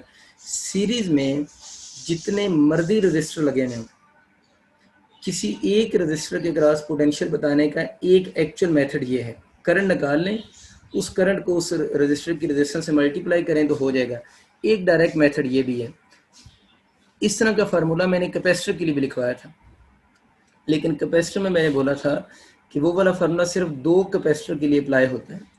ये वाला जो फार्मूला है ये ज़्यादा कैपेसिटर्स हो तब भी अप्लाई हो जाएगा, 2 हो, 3 हो, 4 हो, 5 हो, तब भी अप्लाई हो जाएगा। इसमें करना क्या होता है, इसमें थोड़ी सी बातें कैपेसिटर के अपोजिट है। इसमें जिस रजिस्टर के क्रॉस पोटेंशियल निकालना है ना, उसी रजिस्टर की रेजिस्टेंस को बैटरी की वोल्टेज से मल्टीप्लाई करें। अगर किसी को कैपेसिटर वाला टॉपिक याद है तो वो 2 के लिए था, और उसमें जिसके क्रॉस पोटेंशियल निकालना होता था यहाँ पर उसकी कैपेसिटेंस नहीं लिखते थे, बल्कि उसमें हम दूसरे की कैपेसिटेंस लिखते थे। थोड़ा उल्टा काम होता था। इसमें बिल्कुल सीधी सी बात है कि जिसका पोटेंशियल कैलकुलेट करना है उसकी रेजिस्टेंस को लिखें और उसको बैटरी की टोटल वोल्टेज से मल्टीप्लाई करें, और नीचे क्या करें, जितने भी रजिस्टर्स आ रहे हैं, मैंने बोला ये 2 के लिए नहीं, ज़्यादा के लिए, उन सब की रेजिस्टेंस का सम लिख दें, R1, R2, R3, R4 and so on, जितने भी रजिस्टर्स होंगे। ये उम्मीद आपको मेरी बात समझ आ गई होगी। इसी तरह अगर हम V2 पोटेंशियल निकालना चाह रहे हैं तो V2 पोटेंशियल के लिए क्या लिखेंगे, R2V divided by R1 plus R2। तो अब बच्चों अगर रजिस्टर्स मेरे पास 2 से ज़्यादा होते हैं, मतलब इसी सर्किट में सपोज करें मेरे पास इस तरह का कोई सर्किट बना हुआ आ गया, उस सर्किट में थोड़े ज़्यादा रजिस्टर्स हैं, मतलब ये रजिस्टर है, इसको नाम R1 यानी R4 इसको कह देते हैं, ये R3 है, ये R2 है, ये R1 है।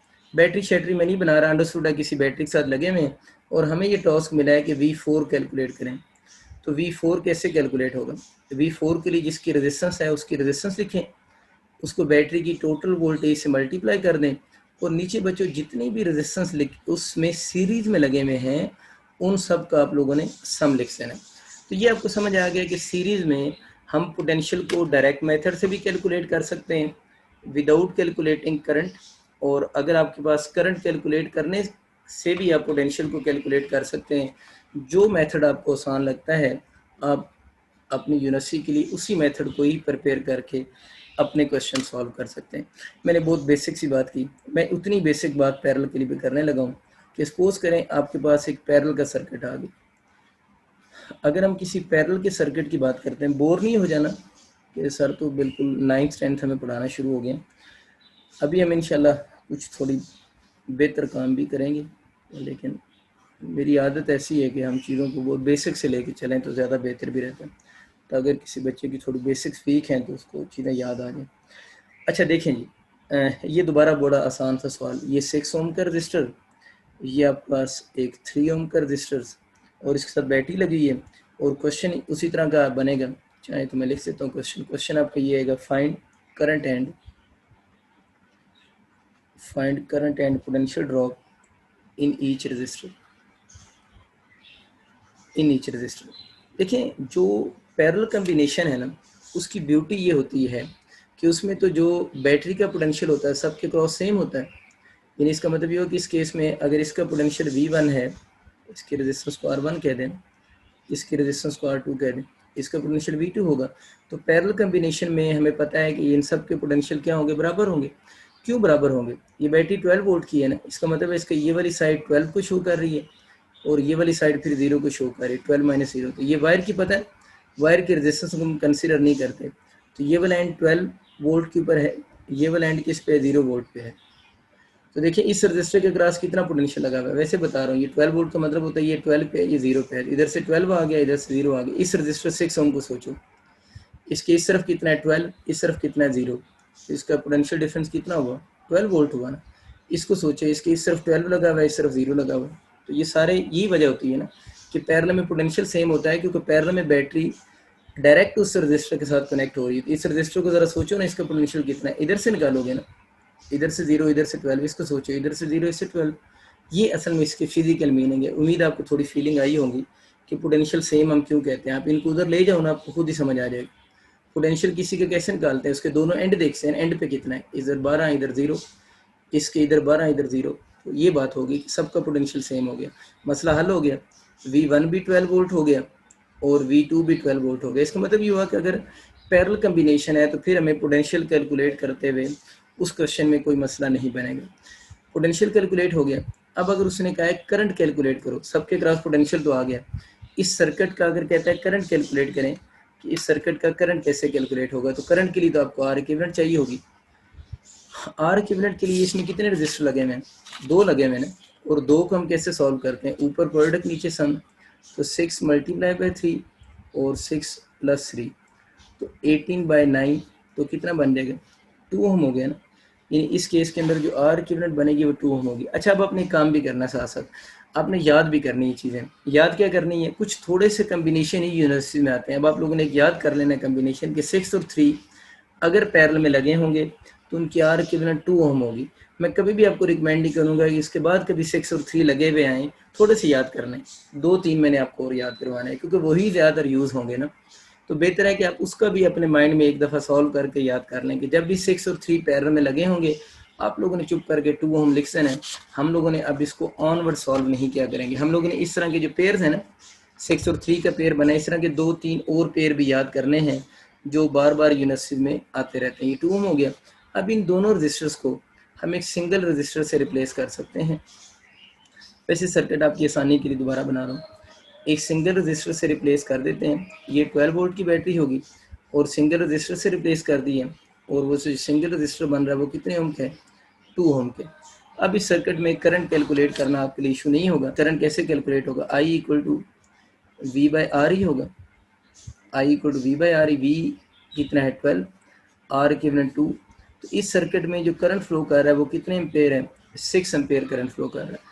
ये बच्चों आपको बात समझ आ गई कि इस पूरे सर्किट की अगर हम बात करें तो इस सर्किट में इधर शो करने 6 एम्पेयर करंट फ्लो कर रहे हैं, या आप इधर शो कर लें कि इस सर्किट में करंट कितना है, 6 एम्पेयर।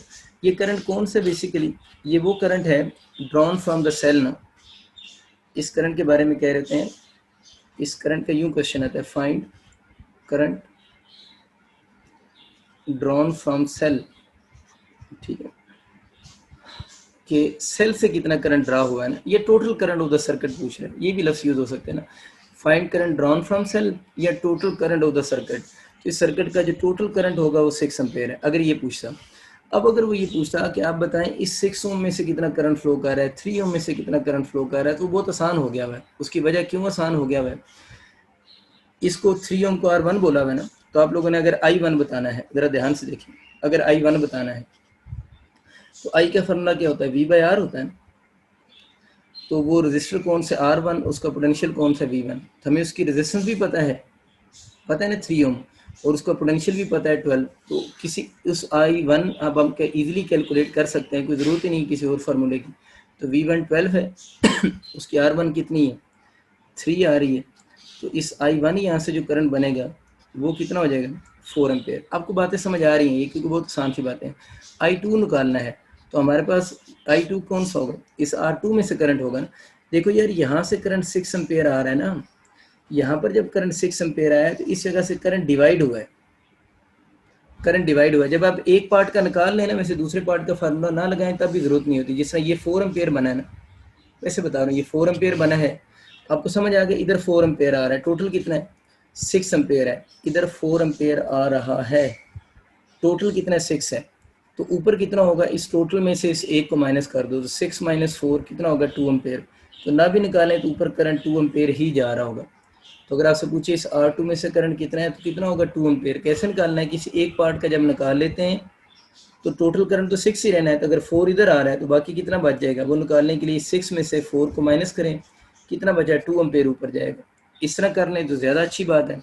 अगर उस तरह नहीं करना तो फिर ये वाला फार्मूला तो है ना, क्योंकि हमें उस R2 रजिस्टर जो उसका पोटेंशियल तो पता है 12 है, उसकी रेजिस्टेंस कितनी, 6। इधर से निकाल लें तो करंट कितना आ जाएगा, 2 एम्पेयर आ जाएगा। जैसे मर्जी आप कैलकुलेट कर लें, बस ये ख्याल रखें कि आपको जो बेसिक मेथड है वो सेम होना चाहिए, और चेकिंग टूल पता होना चाहिए कि हमें पता होगा कि अगर इधर 6 डिवाइड हो रहा है तो इन दोनों का सम 6 आ रहा है तो क्वेश्चन ठीक सॉल्व हुआ है। अगर इन दोनों का सम 6 नहीं आ रहा तो वो वाला क्वेश्चन आपका फिर ठीक सॉल्व नहीं हुआ होगा। एक तो ये बेसिक सा कंसेप्ट था जो आप लोगों ने माइंड में रखना है कि अगर इस तरह का कोई क्वेश्चन आ जाए तो वो आप लोगों को अटेम्प्ट करना आना चाहिए। ठीक होगी बात, ये चीज़ होगी। अब हम थोड़ा सा आगे मूव करने की कोशिश करते हैं। तो हमें सीरीज़ और पैरेलल के जो बेसिक बेसिक बातें थी वो हमें समझ आ गई, ठीक है ना। एक और क्वेश्चन एक यूनिवर्सिटी में बड़ा अच्छा उन्होंने दिया था, वो देखते हैं। मुझे तो ये सवाल ज़ाती तौर पर बड़ा पसंद आया था। ये सवाल ये है जनाब, ये सवाल ये है, ये सवाल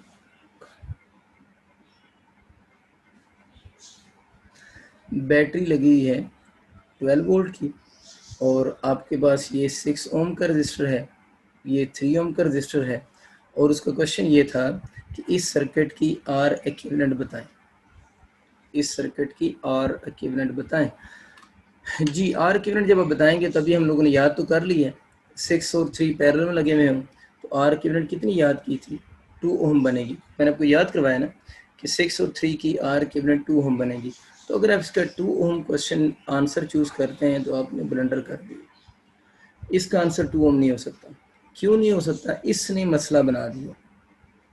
ये जो है ना, ये मसाइल है, ये क्या बुला लगी हुई है, इसकी वजह से मसला हो गया। ये वायर लगी हुई है ना, ये सिंपल क्या लगी हुई, वायर लगी हुई है।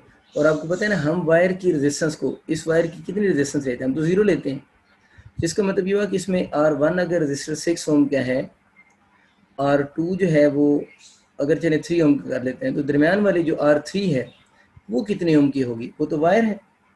और वायर की रेजिस्टेंस हम कितनी लेते हैं, 0 ओम लेते हैं। तब इस सर्किट में 2 नहीं बल्कि 3 रेजिस्टर लगे हुए हैं। इसको ज़रा कैलकुलेट करते हैं तो 1/R इक्विवेलेंट कैसे निकालेंगे, 1/R1, 1/R2, 1/R3 करेंगे, क्योंकि 2 तो नहीं, ये तीसरे को भी तो हल तो करना है ना, क्योंकि सीधी सीधी वायर लगी होगी यहाँ पर। इसमें अगर बच्चों में वैल्यूज पुट करूँ, मैं नहीं कर रहा, चलिए कर देता हूँ, 1/6, 1/3, 1/0। ज़रा गौर फरमाइएगा, 1/0, इसको 1/6 लिखा रहने दें, इसको 1/3 लिखा रहने दें। समथिंग ओवर 0, 5/0, 6/0 या समथिंग ओवर 0 इनफाइनाइट होता है। तो इनफाइनाइट के अंदर 1/3 ऐड करें या उसके अंदर 1/6 ऐड करें, तो इनफाइनाइट के अंदर जो भी चीज़ ऐड की जाए या जो भी चीज़ सब्ट्रैक्ट की जाए या मल्टीप्लाई की जाए या डिवाइड की जाए, इनफाइनाइट के अंदर कुछ भी चीज़ ऐड सब्ट्रैक्ट या मल्टीप्लाई करोगे तो आंसर इनफाइनाइट आ जाएगा। ये सब इनफाइनाइट हो गया। अब ज़रा देखो, ये 1/r इन्फिनिटी है ना, जिसके नीचे कुछ ना उसके नीचे 1 तो होता ही है ना, तो आम मैथ है ना। अब इसका आप रेसिप्रोकल लें, क्योंकि एंड पे रेसिप्रोकल तो लेना होता है ना, पता है ना। इस मेथड से मैंने बताया था, जब सॉल्व करते हैं तो आखिरी स्टेप में रेसिप्रोकल लेते हैं, तो 1/इन्फिनिटी हो जाएगा। 1 होता है हर चीज़ के नीचे। Something over 1/0, something over 0 infinity, and something over infinity किसकी इक्वल होगा, 0 होगा। इसका मतलब कि इस सर्किट की आर इक्विवेलेंट जो होगी वो आपके पास 0 बनेगी। इस सर्किट की आर इक्विवेलेंट 2 ओम नहीं होगी। अब आप बात क्लियर होगी ना। इसका मतलब क्या है, इस तरह की जो वायर लगी है इसको हम बोलते हैं शॉर्ट सर्किट। इस सर्किट को हम किसका नाम देते हैं, शॉर्ट सर्किट का नाम देते हैं, कि ये शॉर्ट सर्किट हो गया।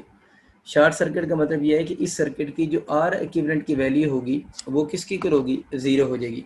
तो जब किसी भी सर्किट की आर इक्विवेलेंट 0 हो जाए तो उसका हम बोलते हैं कि शॉर्ट सर्किट हो गया। तो ये बेसिकली शॉर्ट सर्किट बना हुआ है। इसकी आर इक्विवेलेंट आप 2 ओम शो नहीं करेंगे। अगर आप इस बात को फिजिकली समझना चाहते हैं, अगर आपको मैथमेटिकली तो चलो समझ आ गया, फिजिकली कैसे रेजिस्टेंस 0 होगी। देखिए, यहाँ से करंट जाएगा, यहाँ पर करंट ने जाकर डिवाइड होना है। करंट किस पाथ को फॉलो करेगा, जहाँ पर रेजिस्टेंस कम होगी। तो अगर उसको एक ऐसा पाथ मिलता है जिस पाथ की रेजिस्टेंस ही 0 है, तो करंट कोई पागल तो नहीं है वो 6 और 3 की तरफ जाए, करंट तो सारा इसी में से गुजरेगा। करंट को क्या ज़रूरत है 6 और 3 की तरफ जाने से, जब उसको कोई ऐसा पाथ मिल रहा है जिसकी रेजिस्टेंस ही 0 है। करंट डिवाइड तो यहाँ से तब होता जब इसकी रेजिस्टेंस की कोई वैल्यू होती, 1 ओम भी होती, इवन 1 ओम भी होती, तो फिर कुछ करंट उधर कुछ करंट इधर और ज़्यादा करंट इधर से गुजरता। लेकिन अगर इसकी रेजिस्टेंस 0 है तो फिर करंट को तो सोचने की ज़रूरत ही नहीं है, सारे का सारा करंट शूट करके इसमें से पास करेगा। और इस सिचुएशन को फिज़िक्स में हम नाम देते हैं शॉर्ट सर्किट का। तो ये बच्चों ध्यान से आप लोगों ने देख लेना है, कभी आपका कोई ऐसा सर्किट आ जाए जिसमें ये दरमियान में इस तरह की वायर लगी हो, तो उस वायर को आप लोगों ने इग्नोर नहीं करना। वो वायर बेसिकली अगर पैरेलल के दरमियान में लगी होगी तो वायर आपके किस चीज़ को शो करेगी, शॉर्ट सर्किट को शो करेगी। चलें, एक बात होगी, एक और बहुत फंडामेंटल आइडिया की बात करते हैं। इस आइडिया के तो क्वेश्चन बड़ी यूनिवर्सिटी में आए हैं। सपोज करें आपका यूँ क्वेश्चन आ गया, जनाब ये कोई पैरेलल का सर्किट है और यहाँ रजिस्टर लगे हुए। चलें 2 से समझाता हूँ, फिर आगे ज़्यादा पे ले जाऊँगा। अब इस तरह बना दूँ ना, तो बैटरी ना भी लगाऊँ तो ये सोचें कि बैटरी लगी हुई है, ठीक है ना। ज़रूरी नहीं कि हर दफ़ा मैं बैटरी लगाऊँ। इस रजिस्टर की रेजिस्टेंस R1, इसकी R2, कोई वैल्यू बाद में लिख जाएंगे। इसमें से करंट I इंटर हुआ है तो लीव भी करंट कितना करेगा, I करेगा ना। लेकिन इसमें जब करंट डिवाइड तो होगा ना, ठीक है।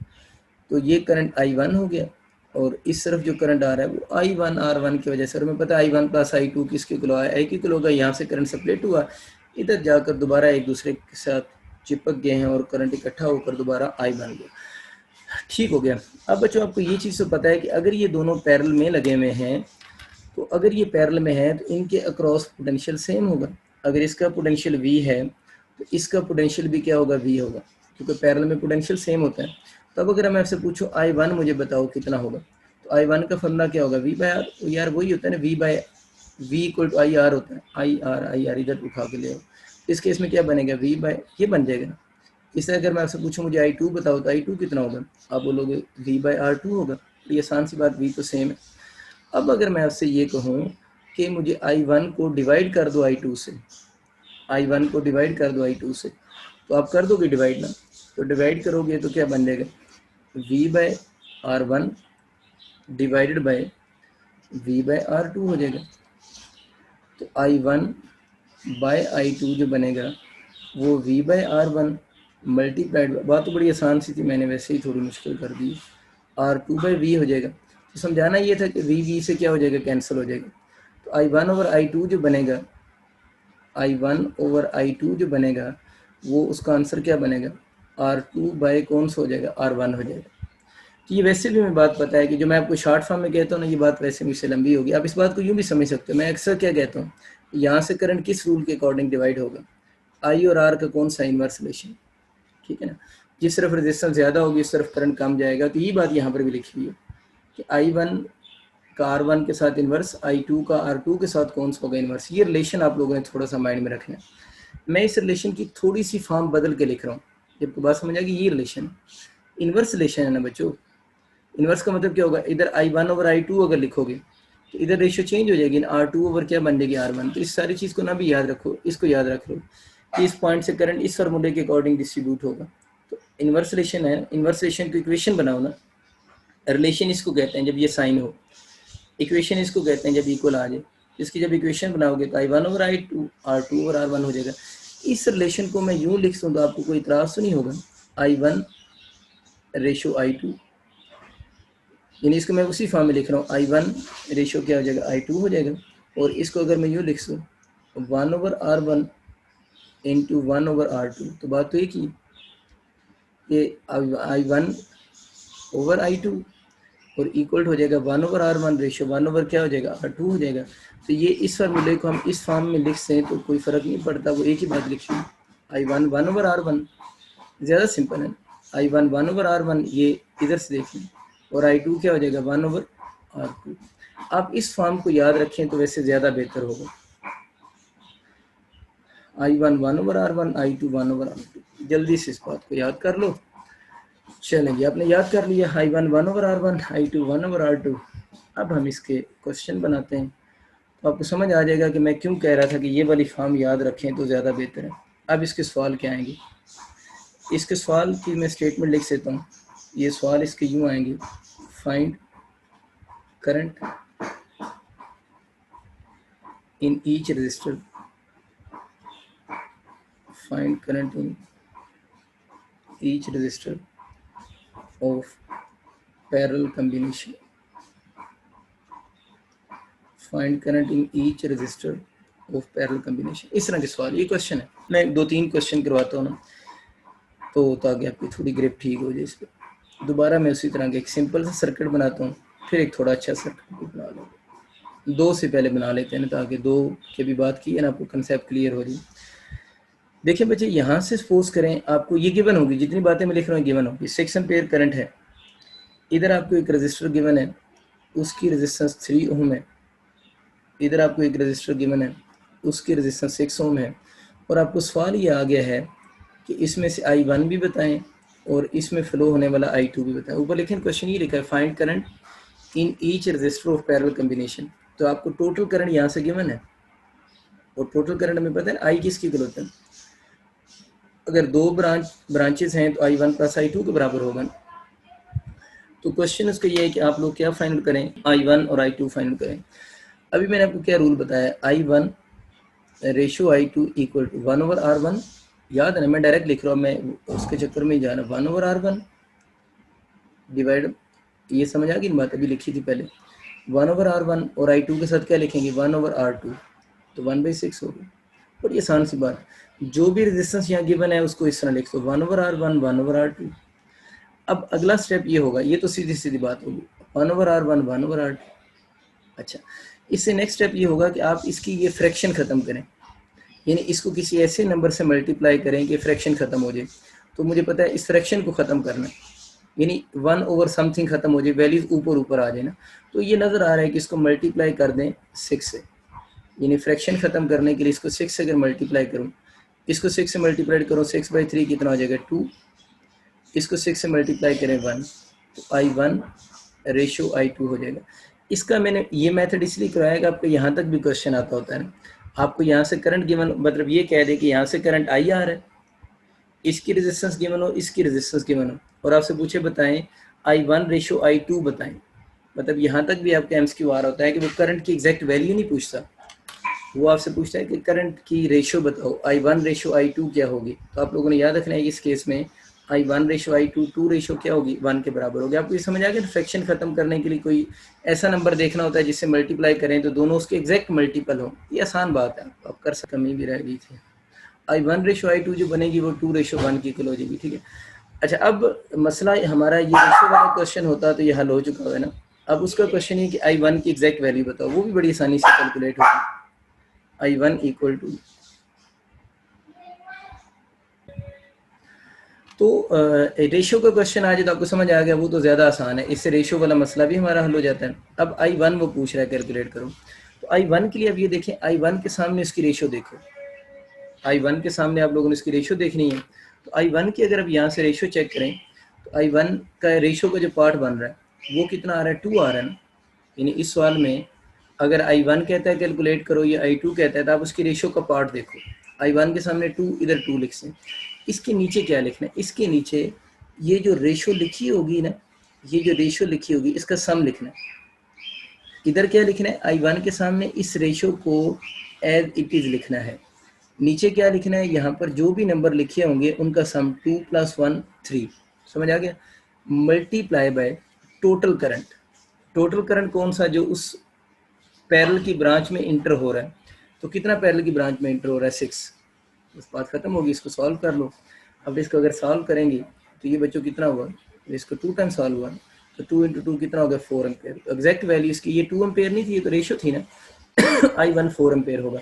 अब I2 निकालना है, जरूरत ही नहीं निकालने की, ये 6 है, इसमें से कितने एम्पेयर गुजर रहा है, 4 एम्पेयर, तो I2 फिर कितना होगा, 2 एम्पेयर होगा। वो जरूरत नहीं होती, वो हम वैसे भी लिख सकते हैं। ये मेरी बात समझ आ रही है आपको ना, 6 है, सम है ना यार, ये है ना, ये 6 है, ये 4 है, तो ये कितना होगा, 6 - 4 2। अगर नहीं समझ आता इस फार्मूले से निकाल लो, या इस फार्मूले से निकालते हैं ना, ये जो भी हमने एक नया सीखी है बात, इससे निकालते हैं। इससे निकालेंगे तो क्या रूल बताया, कोई भी करंट निकालने के लिए उसकी रेशियो लिखो। हमें पता तो चल गया 2 एम्पेयर है ना, लेकिन इस पर थोड़ी ग्रिप अपनी ठीक कर लेना। उसकी रेशियो लिखो, उसकी रेशियो 1 है, नीचे क्या लिखना है, उन दोनों रेशियो का सम 2 + 1 3 हो गया। मल्टीप्लाई किससे करना है, टोटल करंट से जो इसमें इंटर हो रहा है। टोटल करंट कितना इंटर हो रहा है, 6, इसको इससे सॉल्व करो तो कितने एम्पेयर बना, 2 एम्पेयर। तो उम्मीद है मेरी बात आपको समझ आ चुकी होगी। मैं एक और क्वेश्चन आपको करवाता हूँ ताकि आप, ये तो 2 वाला केस है ना, अगर 2 से ज़्यादा रजिस्टर्स हो जाएं तो उसकी भी थोड़ी प्रैक्टिस कर लेते हैं ताकि आपको उस पर भी ग्रिप ठीक हो जाए, क्योंकि 2 वाले क्वेश्चन मैंने ज़्यादा देखे हैं, यूनिवर्सिटी में आए हुए होते हैं। 3 वाला वैसे ऐसा देखा कभी कम ही यूनिवर्सिटी में, मेरे पास कोई क्वेश्चन नहीं है, लेकिन कोई एक आधा बना लेते हैं ना 3 वाला भी, ताकि अगर 3 वाला भी क्वेश्चन आ जाए तो उसको भी हम सॉल्व कर सकें। कोई करंट इंटर कर लें, 11 एम्पेयर यहाँ से सपोज करते हैं करंट इंटर हो रहा है, 11 एम्पेयर करंट, कुछ भी करंट इंटर कर लें, 10 कर लें, 11 कर लें, फर्क नहीं पड़ेगा। इसकी रेजिस्टेंस 1 ओम, इसकी रेजिस्टेंस 2 ओम, इसकी रेजिस्टेंस 3 ओम, इसकी रेजिस्टेंस को R1 नहीं समझ लें, मतलब ये R1, ये R2, छोटू लिखा गया, ये R3, इसमें से करंट फिर I1 बोलेंगे, इसमें से करंट I2, इसमें से करंट I3। अच्छा, जब क्वेश्चन आता है तो कोई एक करंट पूछता है, मतलब सारे कम ही पूछता है, कोई एक पूछता होता है। अच्छा ठीक है, यहाँ पर मिल के दोबारा 11 बन लेंगे। उसका सवाल ये है कि आप, एक तो सवाल ये आ सकता है कि इस जो आपको पैरेलल का कम्बिनेशन गिवन है, इसमें 3 करंट्स पास कर रहे हैं, इन तीनों करंट्स की रेशियो बताओ। तो सीधा सीधा सवाल ये आ सकता है कि इन तीनों करंट्स की रेशियो बताओ। तो अभी आज हमने बच्चों क्या फॉर्मूला पढ़ा है, I1 ratio I2 ratio I3, वो 2 के लिए तो नहीं है, वो तो 3 के लिए भी है। अब आपको समझ आया होगा कि मैंने ये इतनी ख्वारी क्यों काटी थी, मैंने इसको इस फॉर्म में क्यों नहीं लिखा था। अगर मैं इसको इस फॉर्म में लिख सकता तो मैं फिर सिर्फ 2 रजिस्टर के लिए लिमिटेड हो जाता, लेकिन फॉर द टाइम बीइंग ये बात आसान थी। मैंने इस फॉर्म को इस फॉर्म में कन्वर्ट किया है क्योंकि ये वाली फॉर्म 2 के लिए भी ठीक है और 2 से ज़्यादा के लिए भी ठीक है। कुछ बच्चों को समझ आई, कन्फ्यूजन हुई होगी कि क्वेश्चन इतना इजी वे से सॉल्व हो रहा था और सर ने इसको जानबूझ के इसको उल्टा करके लिख दिया। वो इसलिए लिखा था कि 2 के लिए तो ये इजी था, लेकिन हम लोग फिर ये तो नहीं कर सकते कि 2 के लिए और फार्मूला याद करें, 3 के लिए और याद करें। इसलिए मैंने उसको उस अदर फॉर्म में लिखा था कि आप वो 1/, वाली फॉर्म याद रख लें, ताकि ज़्यादा अगर रजिस्टर भी पैरेलल में लगे हुए आ जाएं तो सब के ऊपर वो फार्मूला अप्लाई हो सके। आपको मेरी बात समझ आ गई। 1/r1, 1/r2, 1/r3 मैं नहीं लिख रहा, मैं डायरेक्ट वैल्यूज पुट कर रहा हूँ। 1/r1, 1/r2, ठीक है, और 1/r3। अब जनाब 2, 3 वगैरह आ रहे हैं, इसको ख़त्म करना है, दोबारा किससे मल्टीप्लाई करें, 6। वो बड़ा आसान होता है, मल्टीपल फैक्टर में कंफ्यूज ना होइएगा, वो कर सकते हैं। देखिए आप कहते हैं मैं इसको 2 से मल्टीप्लाई करूँ ख़त्म हो जाएगा, नहीं होगा। आप सोचते हैं मैं 3 से मल्टीप्लाई करूँ फ्रैक्शन नहीं खत्म होगी, 4 से सोचेंगे नहीं होगी, 5 से नहीं होगी, 6 से ही होगी ना। तो मतलब इसलिए वो आपको कन्फ्यूज नहीं बनेगी, वो हो जाता होता है। इसको 6 से मल्टीप्लाई कर दें, ऊपर 6 से मल्टीप्लाई किया, इधर तो इस बेचारे के नीचे कुछ है ही नहीं, 6 ही रहा। इसके ऊपर 6 लिखा, 6/3 कितना हो गया, 6/2, 3 बना, हाँ ठीक है। इधर 6 लिखा तो कितना हो गया, 2, ठीक हो गया। तो आपका अगर ये सवाल आ जाता है कि इन वायर्स में करंट की रेशो बताओ, तो इस केस में जो करंट की रेशो बनेगी 6:3:2 होगी। रेशो वाला सवाल वैसे बड़ा कॉमन सवाल है, तो रेशो कैलकुलेट हो गई है, ठीक होगी बात जी। रेशो जब कैलकुलेट होगी तो अब हमारा अगला जो क्वेश्चन बन सकता है रेशो कैलकुलेट होने के बाद, वो है बच्चों कि एग्जैक्ट वैल्यू ऑफ करंट बताएं। अब आप लोग मुझे बताएं तो मुझे ज़्यादा खुशी होगी। क्या इसमें हम एग्जैक्ट वैल्यू ऑफ करंट कैसे बताएंगे? चले मैं एक आधी कैलकुलेट कर देता हूँ, बाकी आपके ज़िम्मे डालता हूँ। I1 कैलकुलेट करना है। मैंने क्या बोला है कि उसकी रेशो देखो कितनी है, उसकी रेशो 6 है। रेशो का पार्ट देखो 6। इसके नीचे क्या लिखना होता है, उन तीनों का सम, जो 2 हो 2 का सम 3 हो 3 का सम, 6, 3, 2, 6, 3, 9, 9 + 2 11। उसकी रेशो का उसका हिस्सा जितना बनता है, नीचे उन तीनों, इधर जा रही है, इन तीनों का sum multiply by total current. Total current कितना आ रहा है, 11। मुझे पता था 11 में लिखूंगा तो मेरे लिए वो कैलकुलेशन आसान होगी। तो ये 11 से कैंसिल हो गया, तो कितना हो गया, 6 एम्पेयर। अब बच्चों आप लोगों ने यहाँ से I2 भी कैलकुलेट करना है और I3 भी कैलकुलेट करना है, ये आप खुद करेंगे। और अब चेक कीजिएगा क्या एंड पे I1, I2 और I3 का जो सम होगा वो अगर 11 के इक्वल आ रहा है तो आपका क्वेश्चन ठीक है, क्योंकि टोटल करंट तो 11 था ना। अब इस सर्किट में कंफ्यूज नहीं हो जाना, इसमें वो सम भी 11 ही बन रहा है लकीली, और जो इक्विवेलेंट जो टोटल करंट आ रहा है वो भी 11 ही है। ज़रूरी नहीं दोनों बराबर हो, जिस तरह पिछले सवाल में ये दोनों डिफरेंट भी थे लेकिन ये तो कंफर्म है I1, I2 और I3 करंट का जो सम होगा वो मस्ट भी इक्वल टू होना चाहिए 11 एम्पेयर के। तो बाकी आप लोग खुद सॉल्व कीजिएगा, ताकि आप भी कुछ खुद से भी कुछ कर लेना, सारा कुछ आप हम लोगों से ना करवाते रहें। तो ये आप लोगों ने फिर खुद से इस चीज़ को ट्राई कर लेना। एक और सिंपल सा सर्किट लेते हैं। इस सर्किट में पहले हम जो बात कर रहे थे ना कि सिर्फ सीरीज़ और पैरेलल की हम बातें कर रहे थे, अब इसमें थोड़ी सी मिक्सिंग करते हैं। अभी भी बेसिक की बातें हैं, थोड़ी सी मिक्सिंग करते हैं। मेरा दिल तो यह है कि मैं आपको थोड़ा सा समझाने के बाद ना इसको आपके ज़िम्मे डालूँ। तो आप, मेरा मूड था कि मैं एक लेक्चर सीरीज़ और पैरेलल पे 2 घंटे का देता, लेकिन मुझे लग रहा है कोई बेबरकती होगी, ये लेक्चर लंबा हो जाना, इसको कल भी घंटा लग जाना। तो जो मैंने चीज़ें समझानी थी वो तो मैं उसकी तरफ अभी गई नहीं है, पूरी चीज़ें सॉल्व कर। खैर इसको देख लें सर्किट को ना, 10 वोल्ट, और ये आपके पास होगा 4। इस तरह के एक सर्किट जो पंजाब के आपकी बुक है, मतलब चैप्टर नंबर 13 है जो आप पढ़ रहे हैं ना पंजाब की बुक में, उस तरह के एक न्यूमेरिकल इस तरह का गिवन है। मेरा ख्याल है न्यूमेरिकल नंबर 3 बनता है, वो आप देख लीजिएगा, उसको भी इसके साथ ना सॉल्व कर लीजिएगा। बल्कि मैं आपको एग्जैक्ट नंबर बता देता हूँ, वो न्यूमेरिकल बनता है 13.3 बनता है। इसके साथ आप प्रॉब्लम नंबर 13.3 पंजाब वाले बच्चे सॉल्व कर लीजिएगा। मैंने इसमें 3 रजिस्टर लगा दिए उसने 2 लगाए मैंने। 3 इसीलिए लगा दिए कि अगर वो भी सॉल्व करना है, ये भी करना है, तो थोड़ा चेंज हो जाएगा। ये 4 ओम हो गए, इसको मैं 2 ओम बोल देता हूँ, इसको मैं 3 ओम कह देता हूँ, इसको मैं 6 ओम कह देता हूँ। अब मैं ये सॉल्व नहीं करूँगा, मैं बस आपको हिंट दूंगा और आपके अपने ज़िम्मे चीज़ें डालूंगा कि आप भी कुछ करें ना, सब कुछ मैंने तो नहीं करना। इस सर्किट को कैसे सॉल्व करोगे, इस सर्किट को सॉल्व करने के लिए आप देखें ये तीनों किस में लगे हुए हैं, ये तो बच्चों वाली स्टोरी है ना, ये तीनों पैरेलल में लगे हुए हैं। तो फर्स्ट ऑफ ऑल आप इन तीनों को पैरेलल में जब सॉल्व करोगे तो मैं थोड़ा सा आपको हिंट देता जाता हूँ, ठीक है। ये आपके पास बन गया 4 ओम। इन तीनों को जब आप पैरेलल में सॉल्व करोगे तो इनकी इक्विवेलेंट बनेगी 1 ओम, ठीक है। तो ये आपके पास 1 ओम होगी। इसका नेक्स्ट सर्किट ये बन जाएगा। अगर किसी बच्चे को मैं कुछ पॉइंट छोड़ रहा हूँ ना, अगर किसी को कहीं से कंफ्यूजन हो तो वो अपना हैंड रेस करके उस बात को पूछ लीजिएगा, आपका टाइम बच जाएगा ना। क्या जरूरत है मैं इन तीनों को पैरेलल में सॉल्व करके आपको सिखाता रहूँ, आप कर सकते हैं सारे खुद। अच्छा, अब ये समझ आ गया। अब हमें पता है कि ये तो आपका 4 ओम का रजिस्टर है, ये इन तीनों को 1 ओम इक्विवेलेंट शो कर रहा है। सवाल वही है, बैटरी लगा लें 10 वोल्ट की चलने लगी है। अब सपोज करें आपका ये सवाल आ जाता है, इस 2 ओम, इस 3 ओम या 6 ओम में पोटेंशियल कितना होगा। या पोटेंशियल जब वर्ड बोलते हैं उसका मतलब पोटेंशियल डिफरेंस ही होता है। अब मैंने तो बताया था पैरेलल में पोटेंशियल बैटरी के पोटेंशियल के बराबर होता है। ये 10 वोल्ट है तो क्या इधर 10 वोल्ट होगा? नहीं। वो कैसे 10 वोल्ट बना था आपको याद होगा, मैंने इधर से बोला था ये 10 है और इसको मैंने बोला था 0। तो मैं यहाँ से इसको घुमा कर ले गया था, मैंने बोला था इस जगह पर 0 होगा। अभी भी इस वक्त जगह पर 0 ही होगा। लेकिन मसला ये है कि इस जगह पर जब मैं इसको लेकर जाऊंगा तो इस जगह पर तो 10 वोल्ट होगा, लेकिन ये आगे रजिस्टर आ गया ना, रजिस्टर की वजह से क्या इस जगह पर 10 वोल्ट होगा? नहीं होगा। इधर से तो 0 जा रहा है, 0 जा रहा है, 0 ही रहेगा। लेकिन इधर 10 वोल्ट है इस रजिस्टर के इस तरफ, लेकिन जब रजिस्टर आ जाएगा तो अब पोटेंशियल इस जगह पर 10 वोल्ट नहीं होगा। अगर इस जगह पर 10 वोल्ट होता तो इधर 10 होता, इधर 0, तो फिर सबके क्रॉस 10 होता ना। फिजिकली बात समझा रहा हूँ ना, तो 10 अब नहीं होगा क्योंकि दरमियान में रजिस्टर आ गया। हाँ, ये बात बिल्कुल ठीक थी कि अगर दरमियान में से ये रजिस्टर ना होता, मैंने इस पे हाथ रख दिया, तो ये 10 है तो ये भी 10 होता, तो फिर ये तीनों 10 10 10 पैरेलल में होते।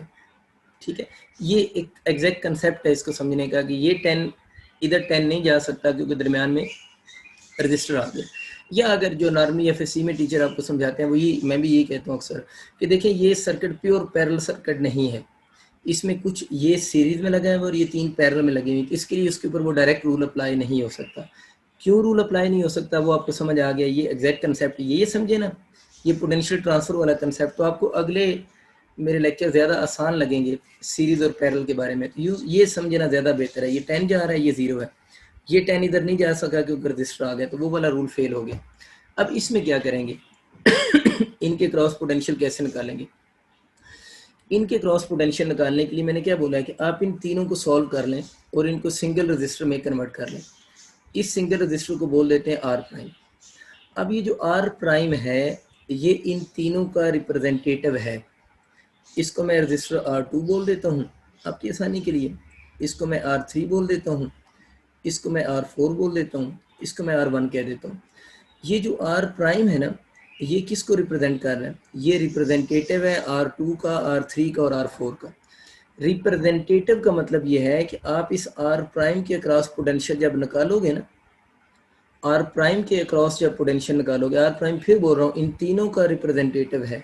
आर प्राइम का जो पोटेंशियल होगा वो R2 का पोटेंशियल भी होगा, वो R3 का भी होगा और वो R4 का भी होगा। वो इसका नहीं होगा, इसका नहीं होगा, इन तीनों का होगा क्योंकि इन तीनों को ये रिप्रेजेंट कर रहा है। तो अगर आपका सवाल ये आ जाता है V2 बताओ, V3 बताओ या V4 बताओ, तो आप इन तीनों को इधर ले आते।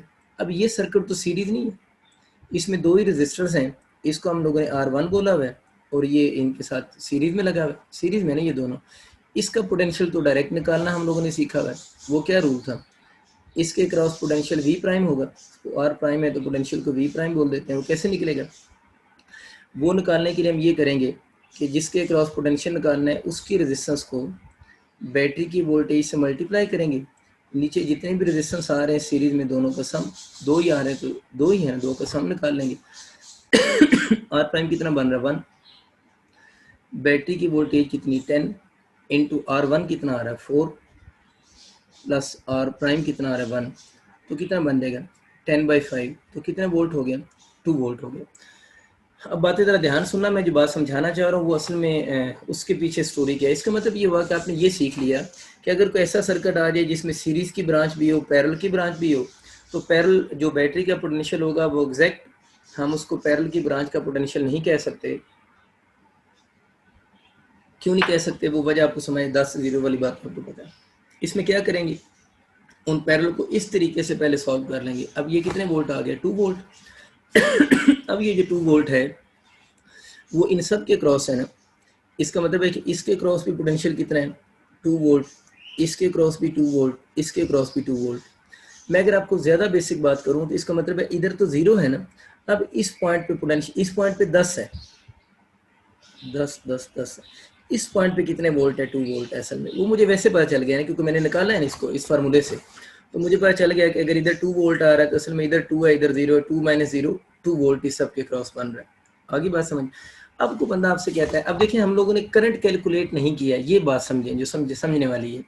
क्वेश्चन था पोटेंशियल का, हम लोगों ने पोटेंशियल को विदाउट कैलकुलेटिंग करंट सॉल्व कर लिया, हमें समझ आ गया इनका पोटेंशियल ये वाला। को बंदा कहता है इसका पोटेंशियल बताओ, इस वाले का हम लोगों ने करंट तो कैलकुलेट कोई नहीं किया हुआ, इसका पोटेंशियल तो करंट होगा तो आएगा, हम इसका पोटेंशियल बिना करंट के भी बता सकते हैं। हमें पता है कि टोटल पोटेंशियल कितना है बैटरी का, 10 वोल्ट।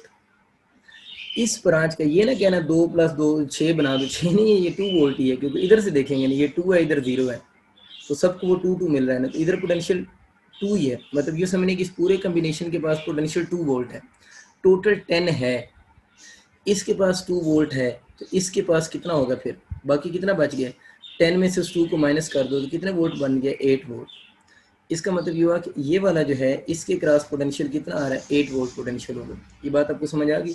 तो आप लोगों ने इस तरह जो पोटेंशियल है विदाउट कैलकुलेटिंग करंट भी जो पोटेंशियल है उसको कैलकुलेट कर सकते हैं, और विदाउट कैलकुलेटिंग पोटेंशियल जो कैलकुलेट कर सकते हैं वो आपको आइडिया हो गया। उन पैरेलल को पहले इस तरह कन्वर्ट करें, वो सब पैरेलल का पोटेंशियल आ जाएगा। जो पैरेलल का पोटेंशियल आ गया वो सपोज करें 2 वोल्ट बना है। अब देखें टोटल कितना है, 10 है। अगर एक रजिस्टर लगा हो तब ये रूल है, एक लगा हो तो 10 में से 2 को माइनस कर दें, बाकी कितना बच गया 8, तो वो उस एक का जो होगा वो पोटेंशियल अब आप इस मेथड से इजीली कैलकुलेट कर सकते हैं। क्लियर होगी बात। अब सपोज करें वो आपसे कहता है इस सर्किट का करंट बताएं, total current drawn from cell, total current drawn from cell बताएं, तो I इज इक्वल टू क्या होगा, V/R इक्विवेलेंट लिखना पड़ेगा ना। तो इस सर्किट की R इक्विवेलेंट कैसे निकालेंगे, दो रजिस्टर्स हैं ना, तो इनकी तो R इक्विवेलेंट निकालना आसान है, इधर से निकालेंगे ना, R1 + R', बहुत आसान बात है वैसे ही। तो 4 + 1 तो कितना हो गया, 5 ओम हो गया।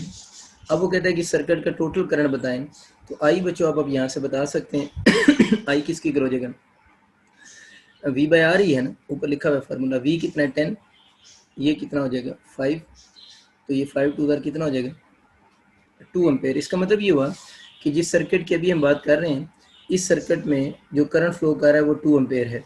इसका मतलब ये हुआ कि आपके पास यहाँ से करंट 2 एम्पेयर फ्लो कर रहा है।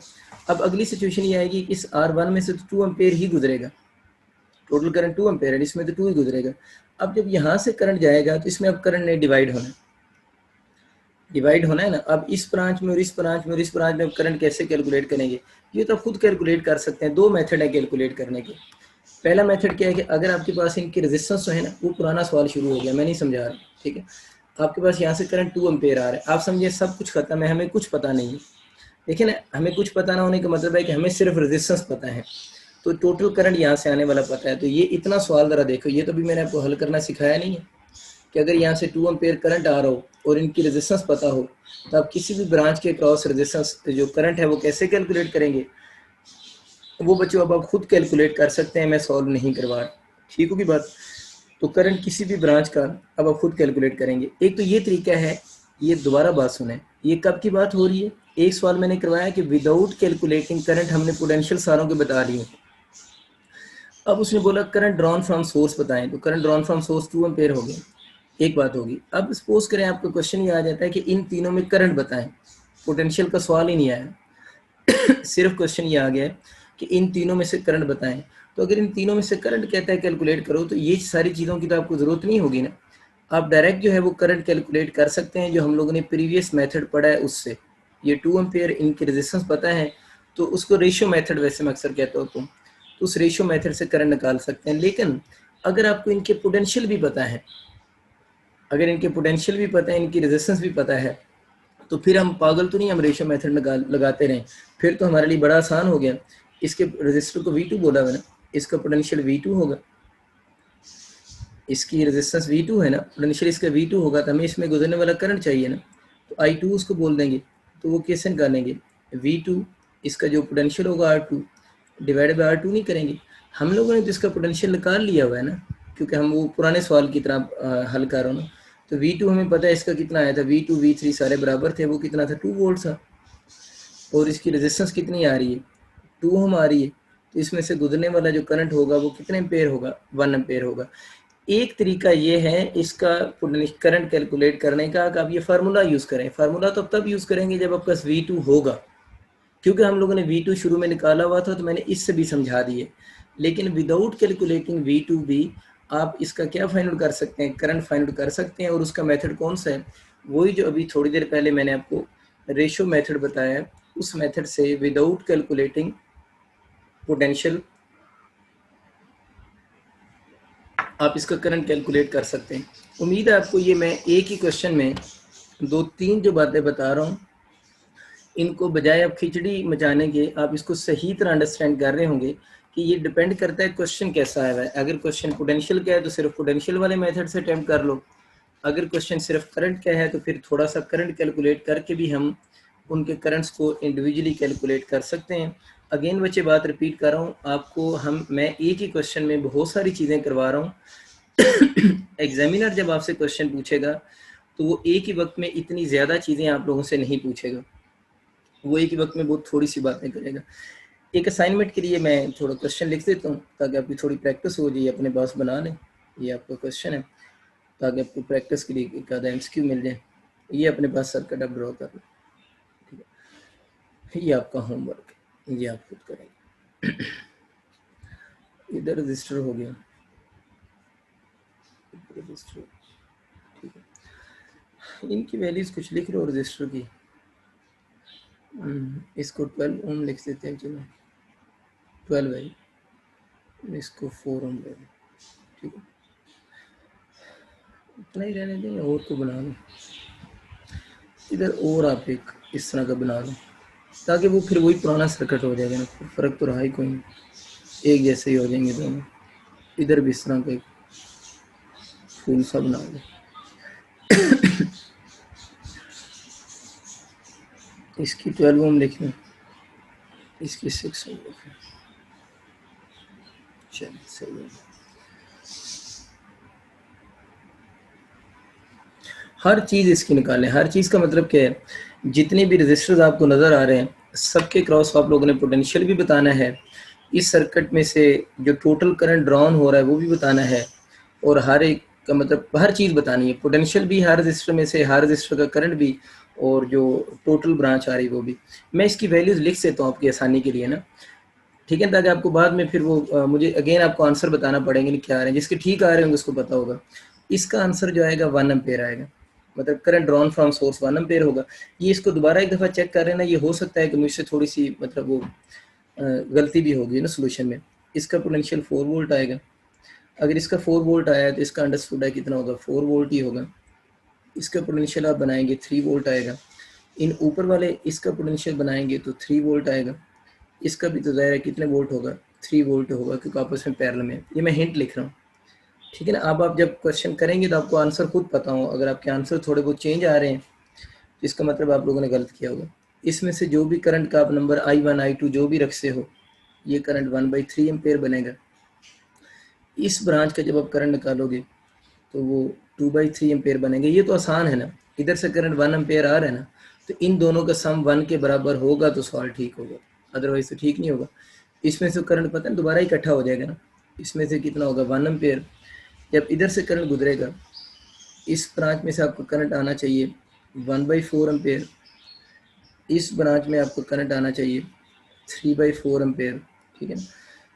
बस ये चीज़ें, और तो खास चीज़ नहीं थी। बस इस तरह आप लोगों ने इस क्वेश्चन को सॉल्व करना है। इसका अपने पास नोट कर लें। तो जो मैंने आंसर आप लोगों के लिए लिखे हैं, अगर आपके ये वाले आंसर आ रहे हैं तो इसका मतलब है आप लोगों ने क्वेश्चन को ठीक किया है। अब आप जो मर्जी मेथड अडॉप्ट कर लें वो अब आप लोगों की चॉइस है, क्योंकि मैंने डिफरेंट मेथड बताए करंट कैलकुलेट करने के, पोटेंशियल कैलकुलेट करने के भी।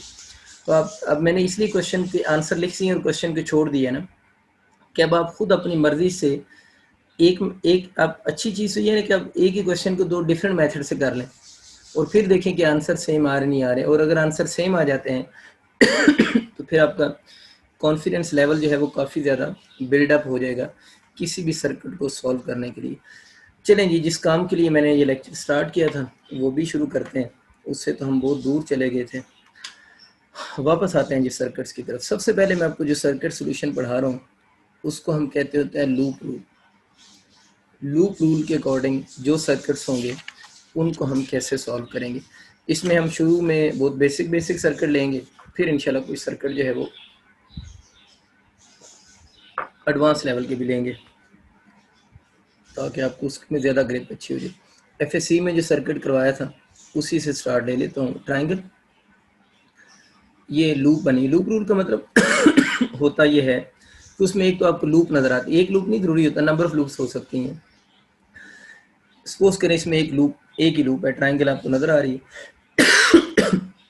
इसमें ये रजिस्टर R1 2 ओम का कर लें, ये R2 जो है वो भी 2 ओम का है, R3 को चलें थोड़ा बदल लें 3 ओम का। सपोज करें आपसे वो कहता है कि इन दो पॉइंट्स के दरमियान में इक्विवेलेंट रेजिस्टेंस कैलकुलेट करें। इस पॉइंट को ए बोल दें, इस पॉइंट को बी कह दें, और आपसे कहते हैं ए और बी पॉइंट्स के दरमियान में इक्विवेलेंट रेजिस्टेंस कैलकुलेट करें। देखिए सबसे आसान तरीका होता है इक्विवेलेंट रेजिस्टेंस कैलकुलेट करने वाला कि आप जो ए पॉइंट जिसको माना है ना आपने, जो ए पॉइंट गिवन है वहाँ से करंट का फ्लो बनाएं। अगर उस तरह नहीं समझ आता तो यूँ समझ लें कि आप जो भी होगा ना आप इमेजिनरी करें, इमेजिन करें अपने माइंड में कि यहाँ पर एक बैटरी लगी हुई है, उस बैटरी का यहाँ पर पोटेंशियल वी है और इस जगह पर पोटेंशियल 0 है। इमेजिन करो ना दिमाग में, ये कह रहा हूँ, इमेजिन कर लो कि यहाँ उसने नहीं बैटरी लगाई, आपने लगा दी अपने दिमाग में। अपने दिमाग तो होगा ना, उसके अंदर बैटरी लगा दी। तो ये इसका एक जब जहाँ पर भी हुआ करेगा मैं इसको वी समझा करूँगा ना, ऑनवर्ड भी। बैटरी वो नहीं लगाएगा तब भी आप लोगों ने खुद से बैटरी समझ लेनी है। ज़रूरी नहीं बैटरी लगाएं, बस इसको वी कह दो, इसको 0 कह दो अपनी आसानी के लिए। अब वी मैंने क्यों कहा है कि यहाँ से करंट का फ्लो बनाओ। किसका फ्लो बनाओ? करंट का फ्लो। ये मेथड मैंने क्लास में जब एफएससी में आपको बताया था तो बहुत सिंपल तरीके से बताया था, लेकिन अब मैं इस क्वेश्चन को इतने सिंपल मेथड से इसलिए नहीं बता रहा क्योंकि अब हम लोगों ने सिंपल सर्किट तो खाली सॉल्व नहीं करना है ना, हम लोगों ने कम्प्लेक्स सर्किट भी सॉल्व करना है। इसलिए शुरू में आपको मेथड समझते हुए थोड़ी सी प्रॉब्लम ज़रूर होगी, लेकिन वो वाला मेथड जनरल मेथड होगा, आप हर जगह उसको अप्लाई कर सकेंगे। इसलिए ये नहीं कहना कि सर एफएससी में तो इतना आसानी से बता दिया था, मुश्किल हो रहा है। ये थोड़ा सा वो मैं खुद कर रहा हूँ। मैंने आपको पहला रूल क्या बताया कि आप दिमाग में एक बैटरी लगा रहे हो, ए को हाई पोटेंशियल मान लो, बी को 0 पे रख लो और यहाँ से करंट का फ्लो बनाओ। जब करंट डिवाइड होना शुरू होगा ना, सपोज करें यहाँ से करंट I1 है, यहाँ से करंट I2 है, जब भी करंट डिवाइड होता है वो सबको पता है वो पैरेलल की ब्रांच होती है। यहाँ से करंट डिवाइड हुआ तो इसका मतलब है यहाँ से यहाँ पर को P लिख देते हैं, यहाँ पर पैरेलल की ब्रांच है। अब देखिए यहाँ से I1 करंट आ रहा है, ये करंट I1 ही आ रहा है, इधर से I1 हो गया, इधर से I1 हो गया। इसका मतलब ये हुआ कि इस R1 और R2 में जो करंट गुजर है वो सेम करंट गुजर है, डिफरेंट है? सेम है ना। यहाँ से डिवाइड हुआ, यहाँ से तो I2 चल रहा था, I2 आ रहा था और इधर से करंट I1, इसमें भी I1। जिन में करंट सेम गुजरता है, जिन रजिस्टर में से करंट सेम गुजरेगा, जिन रजिस्टर में से करंट सेम पास करेगा, जिन रजिस्टर में से करंट सेम पास करेगा वो आपस में सीरीज में होते हैं। जिनमें करंट सेम पास करेगा वो सीरीज में होंगे। तो देखिए R1 और R2 में से करंट सेम पास कर रहा है तो सीरीज में यहाँ पर जब आकर मिलेंगे तो इधर से I1 आ रहा है, उधर से I2 आ रहा है, तो दोबारा I नहीं बन जाएगा? क्या मैंने बोला था कि बैटरी से करंट अगर आप I निकाल रहे हैं, I करंट बैटरी से ले रहे हैं तो बैटरी को वापस भी करंट I ही करेंगे, तो I वापस कर दिया। अब हमें यहाँ से ये सीखने को मिला कि यहाँ पर पैरेलल की ब्रांच है क्योंकि करंट यहाँ पे डिवाइड हुआ है, लेकिन इसमें और इसमें करंट सेम आ रहा है। तो जिनमें करंट सेम हो वो सीरीज में होते हैं। तो कौन कौन से सीरीज में हुए इस सर्किट में? इसमें R1 और R2 दोनों किस में होंगे? सीरीज में होंगे। तो सीरीज में इसी तरह इनके इक्विवेलेंट निकालेंगे तो 2 + 2 कितना हो गया? 4 ओम। तो इनकी इक्विवेलेंट रेजिस्टेंस कितनी बन गई आपके पास? 4 ओम होगी। अब हमें पता है कि ये दोनों आपस में सीरीज में है, लेकिन ये वाले आपस में सीरीज में है तो यहाँ से तो करंट डिवाइड हो रहा है। तो जो इनका आंसर होगा वो इसके साथ R3 के साथ किस में सॉल्व होगा? फिर पैरेलल में सॉल्व होगा। नहीं, ये दोनों सीरीज में और ये इसके साथ किस में सॉल्व होगा? पैरेलल में सॉल्व होगा। तो इन दोनों का आंसर कितना आ गया? R प्राइम जो कि 4 ओम है वो इस 3 ओम के साथ, यानी मैं ये कह रहा हूँ R prime and R3 are in parallel. समझ आ गया पैरेलल में क्यों है? क्योंकि उनमें करंट डिवाइड हुआ था ना, तो इसको तो पैरेलल में सॉल्व करेंगे। इसको पैरेलल में वो सॉल्व कर लो। ऊपर हम क्या लिखेंगे? मैं फार्मूला लिखता हूँ ताकि आपको कन्फ्यूजन हो। प्रोडक्ट और नीचे आप लोगों ने इसका सम लिख देना। इन दोनों का अगर हम प्रोडक्ट यहाँ से बनाते हैं तो आर प्राइम कितना आया था 4, आर थ्री कितना है 3, और 4 + 3 तो कितना हो जाएगा आपका 12 बाई कितना हो जाएगा 7 समथिंग इसकी वैल्यू बनेगी। जिसका मतलब ये हो कि इस मेथड से आप इसकी जो इक्विवेलेंट रेजिस्टेंस है उसको इजीली कैलकुलेट कर सकते हैं। देख लीजिएगा कैलकुलेशन में कि गड़बड़ ना हुई हो। ये 4 × 3 12 और 4 + 3 7 ओम रेजिस्टेंस बन जाएगी। तो ये आपको आइडिया हो गया कि आप लोगों ने इसको लूप रूल कहते हैं कि लूप रूल में आप किसी एक साइड पे बैटरी इमेजिन की और उसमें आप लोगों ने करंट का फ्लो बनाया, और करंट का फ्लो बनाने के बाद आप लोगों ने इस मेथड से आर इक्विवेलेंट को इजीली कैलकुलेट कर सकते हैं। ठीक है बात। इसके और भी सर्किट्स लेते हैं ताकि इस पर आप थोड़ी और ग्रिप ज़्यादा स्ट्रांग हो जाए। ठीक है, और सर्किट्स में आप इस तरह का बना लेते हैं एक सर्किट। लूप रूल में होता है ये नहीं कि एक तो लूप बनी होती है और दूसरा किसी एक साइड के क्रॉस और इक्विवेलेंट पूछा गया होता है। जिस तरह ये भी लूप रूल है ना, इस पे भी लूप रूल अप्लाई होगा। जिस तरह इसमें लूप भी बनी हुई है और आर इक्विवेलेंट किसी एक साइड पे पूछी गई है। अच्छा, इसमें ये चीज़ आप लोगों ने समझी एक चीज़ कि R3 पैरेलल में क्यों लिया गया है, क्योंकि यहाँ से आप लोगों ने करंट का फ्लो बनाया, यहाँ से करंट डिवाइड हुआ है ना, तो एक करंट R3 की तरफ चला गया, एक करंट इन दोनों की तरफ चला गया। इस वक्त R3 पैरेलल में थी और ये दोनों सीरीज में थे। इस बात को मैं थोड़ा और क्लियर कर देता हूँ, कुछ बच्चों को ये बात फिर कंफ्यूज करती है। ज़रा इस सर्किट को दोबारा देख लो ताकि आपको कंसेप्ट ज़्यादा बेहतर हो। वही सर्किट है दोबारा, ये R1, ये बच्चों R2, ये R3 हो गया। सपोज करें वो आपसे कहता है कि इन दो पॉइंट्स के दरम्यान में आर इक्विवेलेंट बताएं। ये ए पॉइंट, ये बी पॉइंट, इन दो पॉइंट्स के दरम्यान में आर इक्विवेलेंट बताएं। ए बी उस तरफ चले गए ना। आपको मैंने क्या रूल बताया कि आप लोगों ने ए को माइंड में क्या रखना है, हाई पोटेंशियल ना बैटरी लगाएं, हाई पोटेंशियल माइंड में रखना। तो यहाँ से अगर ये हाई पोटेंशियल है तो यहाँ से करंट का फ्लो बनाओ, तो यहाँ से करंट डिवाइड हुआ ना। आपने बोला यहाँ से करंट आई आ रहा है, इस तरफ करंट I1 और इस तरफ करंट I2। I1 I2 से फर्क नहीं पड़ता। आप कहीं R3 है तो मैंने I1 क्यों लिख दिया, इससे कोई फर्क नहीं पड़ेगा। देखो यहाँ से I1 करंट आ रहा है, तो अब जो करंट I1 है वो किस किस में से गुजरा है, R3 और R2 में से क्या गुजरा है, I1 R3 और R2 में से सेम करंट गुजर रहा है, और एक करंट R1 में से गुजर रहा है। इसमें क्या होगा, इसमें R2 और R3 आपस में किस में होंगे, सीरीज में होंगे। तो ये इसको याद नहीं कर लेना, आप लोग डायग्राम देखकर बताएंगे कि जिनमें करंट सेम गुजरेगा वो सीरीज में होंगे। अब कौन सी सीरीज में है, R2 और R3 में देखिए सेम करंट गुजरा है तो सीरीज में होंगे। अब जो R प्राइम होगा और एंड पे जो R1 बनेगा, ये R1 नहीं, सिर्फ R प्राइम और R1 जो होंगे R इन पैरेलल होंगे। ये उम्मीद आपको क्लियर हो गया होगा। ये थोड़ा ख्याल रखना है कि जिस टर्मिनल के अक्रॉस आर इक्विवेलेंट पूछेगा उसके हिसाब से करंट का फ्लो बनाओगे, और जिनमें से करंट सेम आपको गुजरता हुआ नजर आएगा वो सीरीज में होंगे, और बाकी फिर किस में होंगे, पैरेलल में होंगे। अगर इसको भी उसी तरह मेथड से सॉल्व करते हो तो यहाँ से करंट का फ्लो बनाओ, यहाँ से करंट डिवाइड हो रहा है, करंट आई हो गया। पता चल गया ना मैं ए से क्यों शुरू करता हूँ, क्योंकि एक मैं हाई पोटेंशियल कह रहा हूँ। इधर करंट I2 जा रहा है, इस तरफ करंट I1 जा रहा है। मुझे बताओ I1 इसमें से गुजरेगा, तो इसमें से कितना गुजरेगा, इन सब की रेजिस्टेंस 1 ओम रख दो, समझाने के लिए कह रहा हूँ, जो मर्जी रख सकते हैं। इसमें भी करंट I1, इसमें भी करंट I1, इसमें भी। यहाँ पर आकर करंट इधर से I2 आया, इधर से I1, तो वापस यहाँ पे करंट कितना हो गया, I हो गया। तब जरा खुद सोचा ना, क्या बोला था मैंने, जिसमें करंट क्या फ्लो करेगा, सेम फ्लो करेगा। जिसमें करंट क्या फ्लो करेगा, सेम फ्लो करेगा, वो सीरीज में होंगे। तो इसमें और इसमें करंट सेम है, इसमें और इसमें करंट सेम है, तो ये तीनों आपस में किस में होंगे, सीरीज में। 1 + 1 + 1। अब मैं नाम शाम नहीं लिख रहा, आपको समझ आ गया। अब ये जो 3 ओम बनेगा, इसके साथ ये तीनों आपस में तो सीरीज में है क्योंकि इनमें करंट सेम है, तो इसके साथ इस 1 ओम के साथ ये किस में सॉल्व होंगे, इस 1 ओम के साथ ये पैरेलल में सॉल्व होंगे। इसको पैरेलल में जब सॉल्व करेंगे, डायरेक्ट में लिख रहा हूँ आर इक्विवेलेंट इक्वल टू, ऊपर हम क्या लिखेंगे, प्रोडक्ट, और नीचे हम क्या लिखेंगे, सम। तो प्रोडक्ट ओवर सम कितना हो जाएगा, 3/4 ओम इस केस में बनेगा। तो ये बात आपको आइडिया होगी कि इस तरह के सर्किट्स आ जाएं तो इसको हम सॉल्व कर सकते हैं। ये सर्किट थोड़ा सा एक्सटेंडेड फॉर्म में भी आ सकता है। एक्सटेंडेड फॉर्म में आने का मतलब ये है कि आपका ये सर्किट कुछ यूँ भी बन सकता है। सपोज करें आपका ये जो सर्किट है थोड़ा लेंथी फॉर्म में आ गया, इस फॉर्म में आ गया, चाहे तो यहाँ पर भी लगाना। मैं इसका बस आपको आइडिया दूंगा, इसको आप खुद करेंगे, ठीक है। सपोज करें बच्चे, ये सारे रजिस्टर जो हैं 1 ओम के हैं। 1 ओम के मैं इसलिए कह रहा हूँ कि आप वो 2 ओम के भी हों तो इससे फ़र्क तो नहीं पड़ेगा। अब आप लोगों ने इसको किस तरह सॉल्व करना है, यहाँ से भी करंट का फ्लो बना कर आए तो बात तो वही बनती है। कहते हैं तो मैं करंट का फ्लो बना देता हूँ, ये करंट के फ्लो के बिना भी सॉल्व कर सकते हैं इसको। इसका तरीका ही होता है, बाद में करंट का फ्लो बना दूंगा। इसका तरीका ही होता है कि जब इस तरह के क्वेश्चन आ जाए ना, इसका तरीका ये होता है कि क्लोज एंड से ओपन एंड की तरफ मूव करते हुए जाओ। क्लोज एंड से ओपन, शॉर्टकट बता रहा हूँ ना, वो करंट वाला मेथड भी अप्लाई कर दूंगा। क्लोज एंड से ओपन एंड की तरफ मूव करते हुए जाओ। क्लोज एंड से जब ओपन एंड की तरफ जा रहे होगे तो जो बिल्कुल सामने रजिस्टर आपके आ रहा होगा ना, उसको पैरेलल में सॉल्व करें, और बाकी जो स्लूप में होंगे तीनों, उनको किस में सॉल्व करें, सीरीज में। तो ये किस में सॉल्व होगा, पैरेलल में, और ये तीनों आपस में किस में सॉल्व होंगे, सीरीज में। तो इन तीनों को कितनी बनी, 3 ओम बनी, और 3 ओम को इस 1 ओम के साथ पैरेलल में सॉल्व करोगे तो ऊपर वाली बात नहीं हो जाएगी, तो कितनी बन जाएगी, 3/4।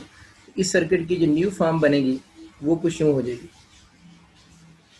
यानी इस आप लोगों ने इन तीनों को क्या रूल बताया है कि इस तरह के सर्किट्स आ जाए, क्लोज एंड से ओपन एंड की तरफ जाओ, ये तीनों सीरीज में, सामने वाला पैरेलल में। तो जब आप लोगों ने इस रजिस्टर के क्रॉस और इक्विवेलेंट निकाली है तो वो कितनी बनी है, 3/4 बनी है। आप इसको खुद कर लीजिएगा, मैं थोड़ा जल्दी में कर रहा हूँ इसको। ये वाली चीज़ यहाँ पर बन गई, ये इधर, ये वाला 1 ओम ये वाला हो गया, और इधर आपके पास ये चीज़ होगी, ए और बी हो गया, ठीक है। अच्छा, जो मैंने अभी रूल अप्लाई किया ना, मैं इस पे आपको करंट का फ्लो बनाकर समझा देता हूँ ताकि आपको वो कन्फ्यूजन ना रहे। देखिए असल में बात वही हो रही है जो मैंने आपको बताया ना, अभी मैं यही कहूँगा, क्लोज एंड से ओपन एंड की तरफ आओ, बाकी सारे सीरीज में जो सामने वाला होगा वो किस में होगा, पैरेलल में। उसकी वजह ये है, यहाँ सब करंट का फ्लो बना लो, यहाँ पर ज्यादा डिवाइड होगा, जिस तरह कल ज्यादा बैटरी लगी ज्यादा डिवाइड हुआ था, उधर भी बना देता हूँ। यहाँ पर देखो, यहाँ से करंट I1 हुआ, और इधर नीचे करंट कितना गया, I2। अब मुझे बताओ, इधर से जो I1 आ रहा है, इधर से भी I1, इधर से भी I1, इधर से भी I1, तो यहाँ से करंट आ रहा था ना, यहाँ डिवाइड हुआ, तो ये जो ब्रांच आएगी ये किस में आएगी, पैरेलल में। तो ये जो तीनों होंगी ये किस में होगी, सीरीज में। मैं भी तो यही कह रहा हूँ, यहाँ से जो करंट आता है वो इन तीनों में से सेम करंट गुजरेगा, और इसके साथ किस में सॉल्व होंगी, पैरेलल में। तो ये तीनों 1 1, ये 1 और ये 3/4 बना है ना, क्यों बना है वो आपको पता है। ये तीनों देखने दोबारा करंट सेम होने की वजह से सीरीज में, और इस 1 के साथ किस में सॉल्व होंगी, पैरेलल में। अगर कोई बच्चा कहता है नहीं सर मुझे इधर से समझाएं, मैं उधर से नहीं समझना, देखिए यहाँ से करंट आई है, आप लोगों ने इसी रूल को फॉलो करना है जो मैंने पहले बताया, लेकिन वो करंट वाली बात अपनी कंफर्मेशन के लिए बता रहा हूँ। यहाँ से करंट आई आया ना, इस तरफ करंट गया I1, इस तरफ नीचे आ गया करंट I2। यहाँ से करंट कितना जा रहा था, I1 जा रहा था ना इस तरफ। अब इस जगह पर आप देखिए करंट आपका I1 पहुंचा हुआ है, इधर I2 चला गया, तो यहाँ से करंट फिर डिवाइड हुआ ना, इस तरफ करंट कितना चला गया, I3, और इधर नीचे जो करंट आएगा आप उसको I4 बोल दें। तो I1 किसकी इक्वल है, I1 करंट के दो पार्ट हैं, I3 और I4। तो मुझे ये बताओ, जो I3 इधर से गुजरा, इसमें भी I3, इसमें भी I3, तो इन तीनों में से तो करंट कितना गुजरा, I3, जो कि सेम नहीं। और ये तीनों आपस में मैंने क्या बोला था, सीरीज सीरीज सीरीज, ये तीनों किस में होंगे, सीरीज में। और ये इनके साथ यहाँ पर करंट डिवाइड हो रहा है, तो ये किस में होगा, पैरेलल में। ये मैंने भी कहा था, अब क्लियर हो चुका होगा, अब आप खुद कर सकते हैं इसको। उम्मीद आपको समझ आ रही होगी, मैं ज़रूरत से ज़्यादा इसको स्लो पढ़ा रहा हूँ। अब दोबारा क्या करेंगे, ये 1, ये 3/4 और ये 1, ये तीनों किस में सॉल्व करोगे आप, सीरीज़ में। और जो इनका आंसर आएगा वो इसके साथ 1 ओम के साथ पैरेलल में सॉल्व करेंगे। तो मैं लिख रहा हूँ, मुझे अब एग्जैक्ट इसका आंसर माइंड में तो नहीं है, लेकिन मेरा ख्याल है इसको अगर आप सॉल्व करोगे तो इसका जो आंसर बनेगा वो आई थिंक सो 11/4 समथिंग बनेगा। लेकिन ये चेक कर लेना, मैं इस पर स्टार बना रहा हूँ। कैसे करना है, 11/4 कैसा आएगा, ये 1, ये 1 और ये 3/4, ये किस में सॉल्व होंगे, सीरीज में। और इसको इस 1 ओम के साथ किस में सॉल्व करोगे, पैरेलल में सॉल्व करोगे। ये तो 1 1 के बाहर है ना, ये भी लगे में, तो ये 11/4 आ गया। अब तो ज़रा सिंपल से देखो, यहाँ से करंट का फ्लो बनाओ, तो तीनों में से करंट क्या गुजरा, सेम। तो ये तीनों एंड पे किस में सॉल्व होंगे, सीरीज में सॉल्व होंगे। इनको सीरीज में सॉल्व करके आप चेक कर लीजिएगा इनके आर इक्विवेलेंट की वैल्यू आपकी कितनी बनती है। तो उम्मीद आपको आइडिया हो चुका होगा कि इस तरह का जो भी सर्किट आ जाए उसको आप लोगों ने किस मेथड से सॉल्व करना है, और इसकी वैल्यू को खुद आप लोग क्रॉस चेक कर लीजिएगा। तो रूल क्या हुआ फिर, क्लोज एंड से आप चलते हुए ओपन एंड की तरफ मूव करें, और जो रस्से में आ रहे, जो साइड पे बन रहे हैं वो सारे सीरीज में, और जो उसके बिल्कुल सामने आ रहा होगा उसको आप लोगों ने किस में सॉल्व कर देना है, पैरेलल में सॉल्व करेंगे। तो आपको क्वेश्चन बहुत ईजिली, इस तरह के क्वेश्चन जो होंगे वो अटैम्प्ट हो जाएंगे, ठीक है। एक तो ये मेथड है। अच्छा, और इसमें कुछ और बेसिक मेथड लेते हैं, फिर कुछ जो सर्किट्स हैं उन कम्प्लेक्स सर्किट्स की तरफ हम मूव कर जाएंगे। एक और बेसिक सा मैं सर्किट बनाता हूँ, इसको आप अपने पास ड्रा करें। ये मैं थोड़ा सा आइडिया दे के इसको आपकी असाइनमेंट में डाल दूँगा।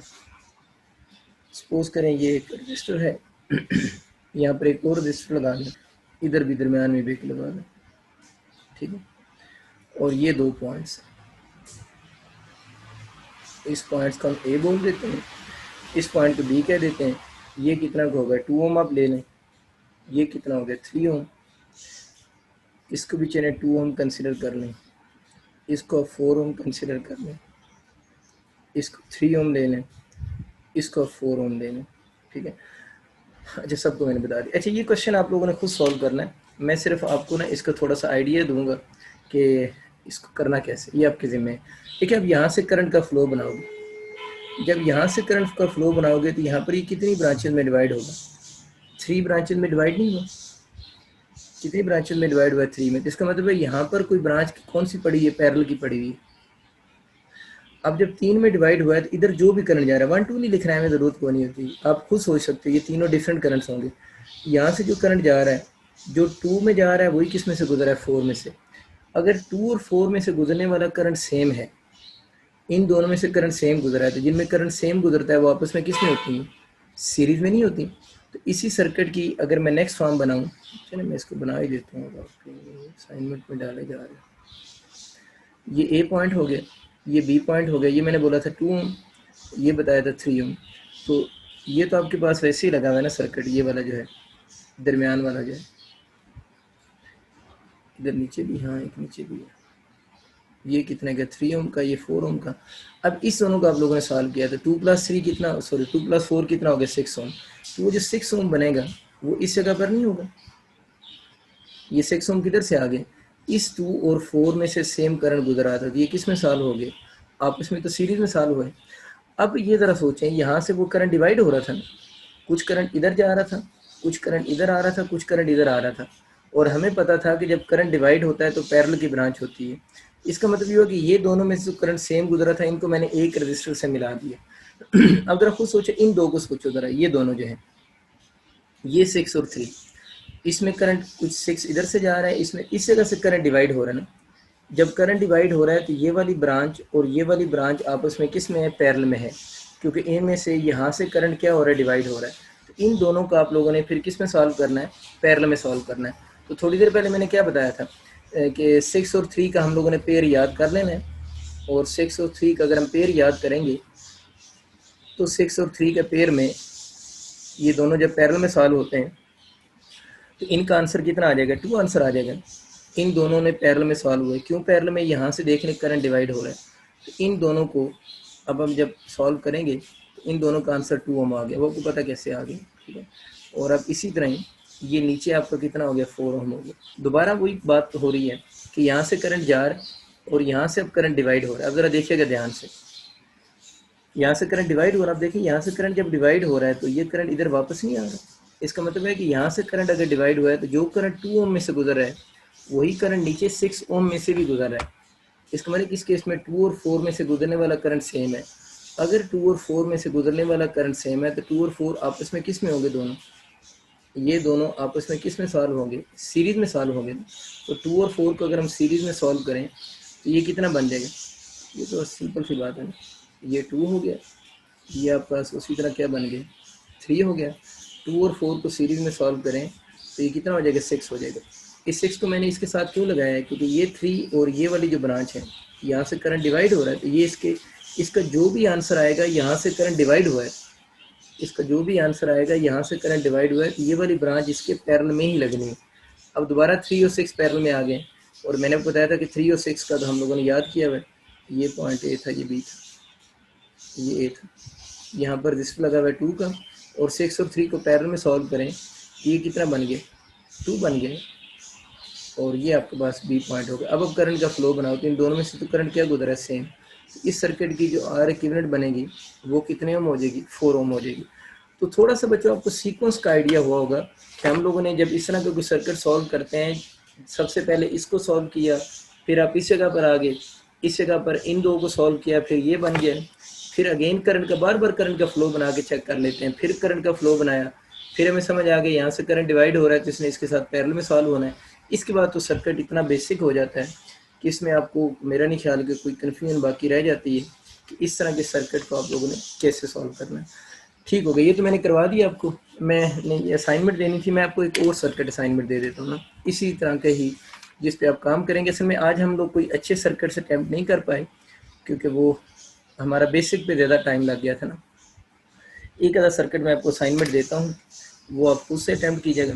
कल इंशाल्लाह हम कुछ इसके जो थोड़े एडवांस लेवल के सर्किट्स हैं उनको आधा घंटा करके ना फिर अपना ये यूनिट ख़त्म कर देंगे। सपोज करें आपका ए पॉइंट है और इस ए पॉइंट के साथ यहाँ पर जो रजिस्टर लगा हुआ 2 ओम का रजिस्टर लगा हुआ, इसके साथ यहाँ पर आप एक रजिस्टर लगा लें 7 ओम का।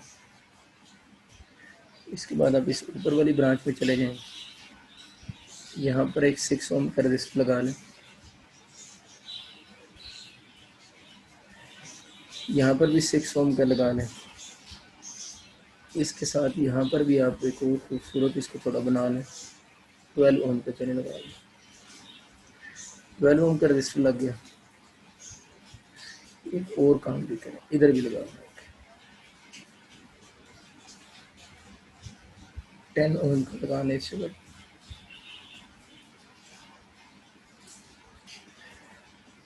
इसको वैसे ही ले उधर लगा के क्या करना है। 2 और 7 हो गए, इस जगह पर भी एक लगा लें। 2 और 7 के दरमियान में एक मैंने 6 ओम का लगा दिया। इस पॉइंट को बी कह देते हैं। तो आपसे कह रहे हैं कि जो ए और बी पॉइंट्स हैं ना, इनके दरमियान में आर इक्विवेलेंट बतानी है। मैं आपको थोड़ा सा आइडिया देता हूँ, उसके बाद आप लोगों ने इसको लेकिन सॉल्व आप खुद ही करेंगे। मैं बस इसका थोड़ा सा आपको आइडिया दे देता हूँ। इसको जब आप सॉल्व करोगे तो आप इधर से सोचना शुरू करो ना, इस जगह से, क्योंकि कुछ सर्किट देखने से भी समझ आ जाते हैं ना। तो आपको नज़र आ रहा है कि इधर से अगर हम सोचें, अगर आप इधर से सोचेंगे तो 12 और 6 दोनों आपस को किस में नज़र आ रहे हैं, एक दूसरे के पैरेलल में नज़र आ रहे हैं। अगर ये एक दूसरे के पैरेलल में नज़र आ रहे हैं तो इन दोनों के, अब जिसने 3 और 6 का पेयर याद किया ना, इसने 6 और 12 का पेयर भी पैरेलल में याद कर लो। 6 और 12 को जब आप पैरेलल में सॉल्व करोगे तो इनकी आर इक्विवेलेंट जो बनेगी वो 4 ओम बनेगी। 6 और 12 जब भी आएंगे इनकी आर इक्विवेलेंट कितनी बनेगी, 4 ओम बनेगी। तो ये सर्किट मैं थोड़ा सा बताता हूँ, क्योंकि कुछ बच्चे इसमें सर्किट्स में बड़े माड़े होते हैं, इसलिए मैं थोड़ा थोड़ा बना ही देता हूँ। ये 6 ओम हो गया, ज़रा समझ आया नहीं, ये मुझे पैरेलल में नज़र आ रहे थे, बल्कि ये तो इशारे कर रहे थे कि हम पैरेलल में हैं। ये 6 हो गया, इन दोनों को आप लोगों ने पैरेलल में सॉल्व कर दिया तो ये कितना हो गया, 6 हो गया। और इन दोनों को पैरेलल में सॉल्व किया तो ये 4 ओम हो गया। 6 और ये पैरेलल में कितना हो गया, 4 ओम हो गया। ठीक है, अब आपको समझ आया कि ये 6 इन दोनों को कितने ओम बना रही है, 4 ओम।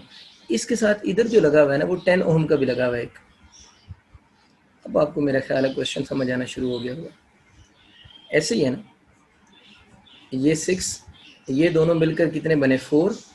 और इसके साथ अगर आप ये सामने देखें तो नीचे 10 लगा हुआ। अब मैं हल नहीं करूँगा, ये आपको खुद पता है। अब ये दोनों आपस में किस में है, आप यहाँ से छोटा छोटा करंट का फ्लो बना लो, यहाँ से करंट का फ्लो बनाओ तो ये दोनों आपस में किस में है, सीरीज में। और ये 10 इनके साथ पैरेलल में, तो ये कितना बना 10, ये भी 10, 10 और 10 आपस में किस में हो जाएंगे, पैरेलल में हो जाएंगे। समझ आ गई बात ही नहीं आई। तो अगर इन दोनों को आप पैरेलल में सॉल्व करोगे, मतलब इन दोनों को आप अगर सॉल्व करते हो तो ये 10 हो गया, ये भी हो गया। इसका मतलब है कि इस सारी ब्रांच को अगर मैं इस 10 को इस 10 के साथ पैरेलल में सॉल्व करूं, वो तो खुद कर लोगे ना, ये सर्किट कुछ इस शेप में आ जाएगा। अब इधर क्या बच गया, ये 7 बच गया। और इस सारा जो है, ये जो सारा है, ये सारा इधर है 10 और 10, 10 और 10 को पैरेलल में सॉल्व करें तो 5 आता है। तो इस पूरे सर्किट की जो आर इक्विवेलेंट मेरे पास बनेगी वो 5 ओम जाएगी। इसका मतलब कि ये जो पूरी ब्रांच है, इस सारे को मैंने सॉल्व किया यहाँ पर और इसका आंसर कितना आ गया, 5। तो इधर से ये 7 हो गया। अब 7 के ऊपर वाला जो सारा पोर्शन है वो किस से रिप्लेस हुआ, 5 से रिप्लेस हुआ। ये सारा 5 से रिप्लेस हो गया। अब 7 से इधर नीचे कितना लगा हुआ है, 6 है, ये नीचे 6 है। और उधर से वायर आ रही है, इसको बंद कर दें। और इधर इसके नीचे क्या लगा हुआ है, 2 भी लगा हुआ है। अब आगे तो आप लोगों का अपना काम है, बहुत आसान हो गया क्वेश्चन। मतलब अगर आप इस मेथड से इसको सॉल्व करते हो तब तो क्वेश्चन बहुत इजी हो जाएगा ना। कैसे इजी हुआ, अब मैं नहीं करता इसको आगे सॉल्व ना, ताकि आप खुद भी इस पर थोड़ी हिम्मत करें कि इसको आप लोगों ने कैसे सॉल्व करना है। मैं एंड पे लिख सकता हूँ आर इक्विवेलेंट जो आपकी बनेगी, मेरा ख्याल है इस केस में 6 ओम बनेगी। अब कन्फ्यूजन कुछ बच्चों को क्या होती है, आर की यूनिट इसकी सॉल्व खुद करना है, इससे आगे कैसे करना है, वो 6 ओम बनेगी, वो करंट बनाकर करोगे ज़्यादा अच्छी समझ आएगी 6 ओम। असल में कुछ बच्चे इन वायर्स की वजह से परेशान होते हैं, वो कहते हैं देखिए सर ये वायर इस जगह पर लगी है, ये वायर इस जगह पर लगी हुई है, तो क्या होगा, आप इधर ना लगाए ना, आप इस तार को इधर समझ लें, इधर लगा दें, मतलब ये आप सीधी यूँ लाइन रख लो, समझ आएगी बात की ना। इसमें देखिए मैंने क्या किया था, मैंने एंड पे क्या किया, ये इस टोटल के साथ मैंने 10 ओम कर दिया ना, और उस 10 ओम को मैंने बोला है नीचे वाले पूरे सर्किट के बराबर है। तो अक्सर बच्चे इस चीज़ से कंफ्यूज हो रहे होते हैं। देखिए इधर इस पॉइंट को ज़रा सोचो और इस पॉइंट को सोचो, क्या इस पॉइंट और इस पॉइंट के दरम्यान में कोई रजिस्टर लगा हुआ है? कोई चीज़ नहीं है। तो ये वाली वायर आपको इधर कंफ्यूज अगर कर रही है तो इस वायर को आप इधर माइंड में रख लो ना, इस वायर के दरम्यान में कोई रजिस्टर नहीं लगा हुआ, रजिस्टर ना लगा हो तब आप अपनी मर्जी कर सकते हैं, तो इसको इधर रख लो। तो फिर अगर आप इसको इधर यूँ सीधा लगाकर माइंड में सोचोगे ना, तो फिर आपको सर्किट ज़्यादा आसान लगेगा, आपको समझ आ रही होगी। ये 10 ओम अगर मैं इधर सीधी सीधी इस तरह 6 की तरह लगाता है ना, इधर वायर लगा देता तो आपको बहुत आसान लग रहा होता। तो ये एग्जामिनर भी यही करता है कि समटाइम वायर को जानबूझ के थोड़ा उल्टा लगा देता है। तो अगर आप कंफ्यूज हो रहे हैं तो आप इसको इधर लगा दें, इसको इधर लगा दें, तो फिर आपको सर्किट बिल्कुल बेसिक ही लगेगा, आपको वो नज़र आ रहा होगा। ये दोनों पैरेलल में, जो इनका आंसर आएगा इसके साथ किस में सॉल्व होगा, सीरीज में, और जो उनका आंसर आएगा ये 6 आ गया, इन दोनों का आंसर 4 आ गया, वो 10 के साथ किस में सॉल्व होगा, ये दोनों सीरीज में इसके पैरेलल में। तो ये पूरी ब्रांच सॉल्व होगी, सब कुछ सॉल्व हो गया। तो 7 से ऊपर कितना बचा सारा, वो 5 बच गया, 5 के साथ ये 6 आ गया एंड सो ऑन।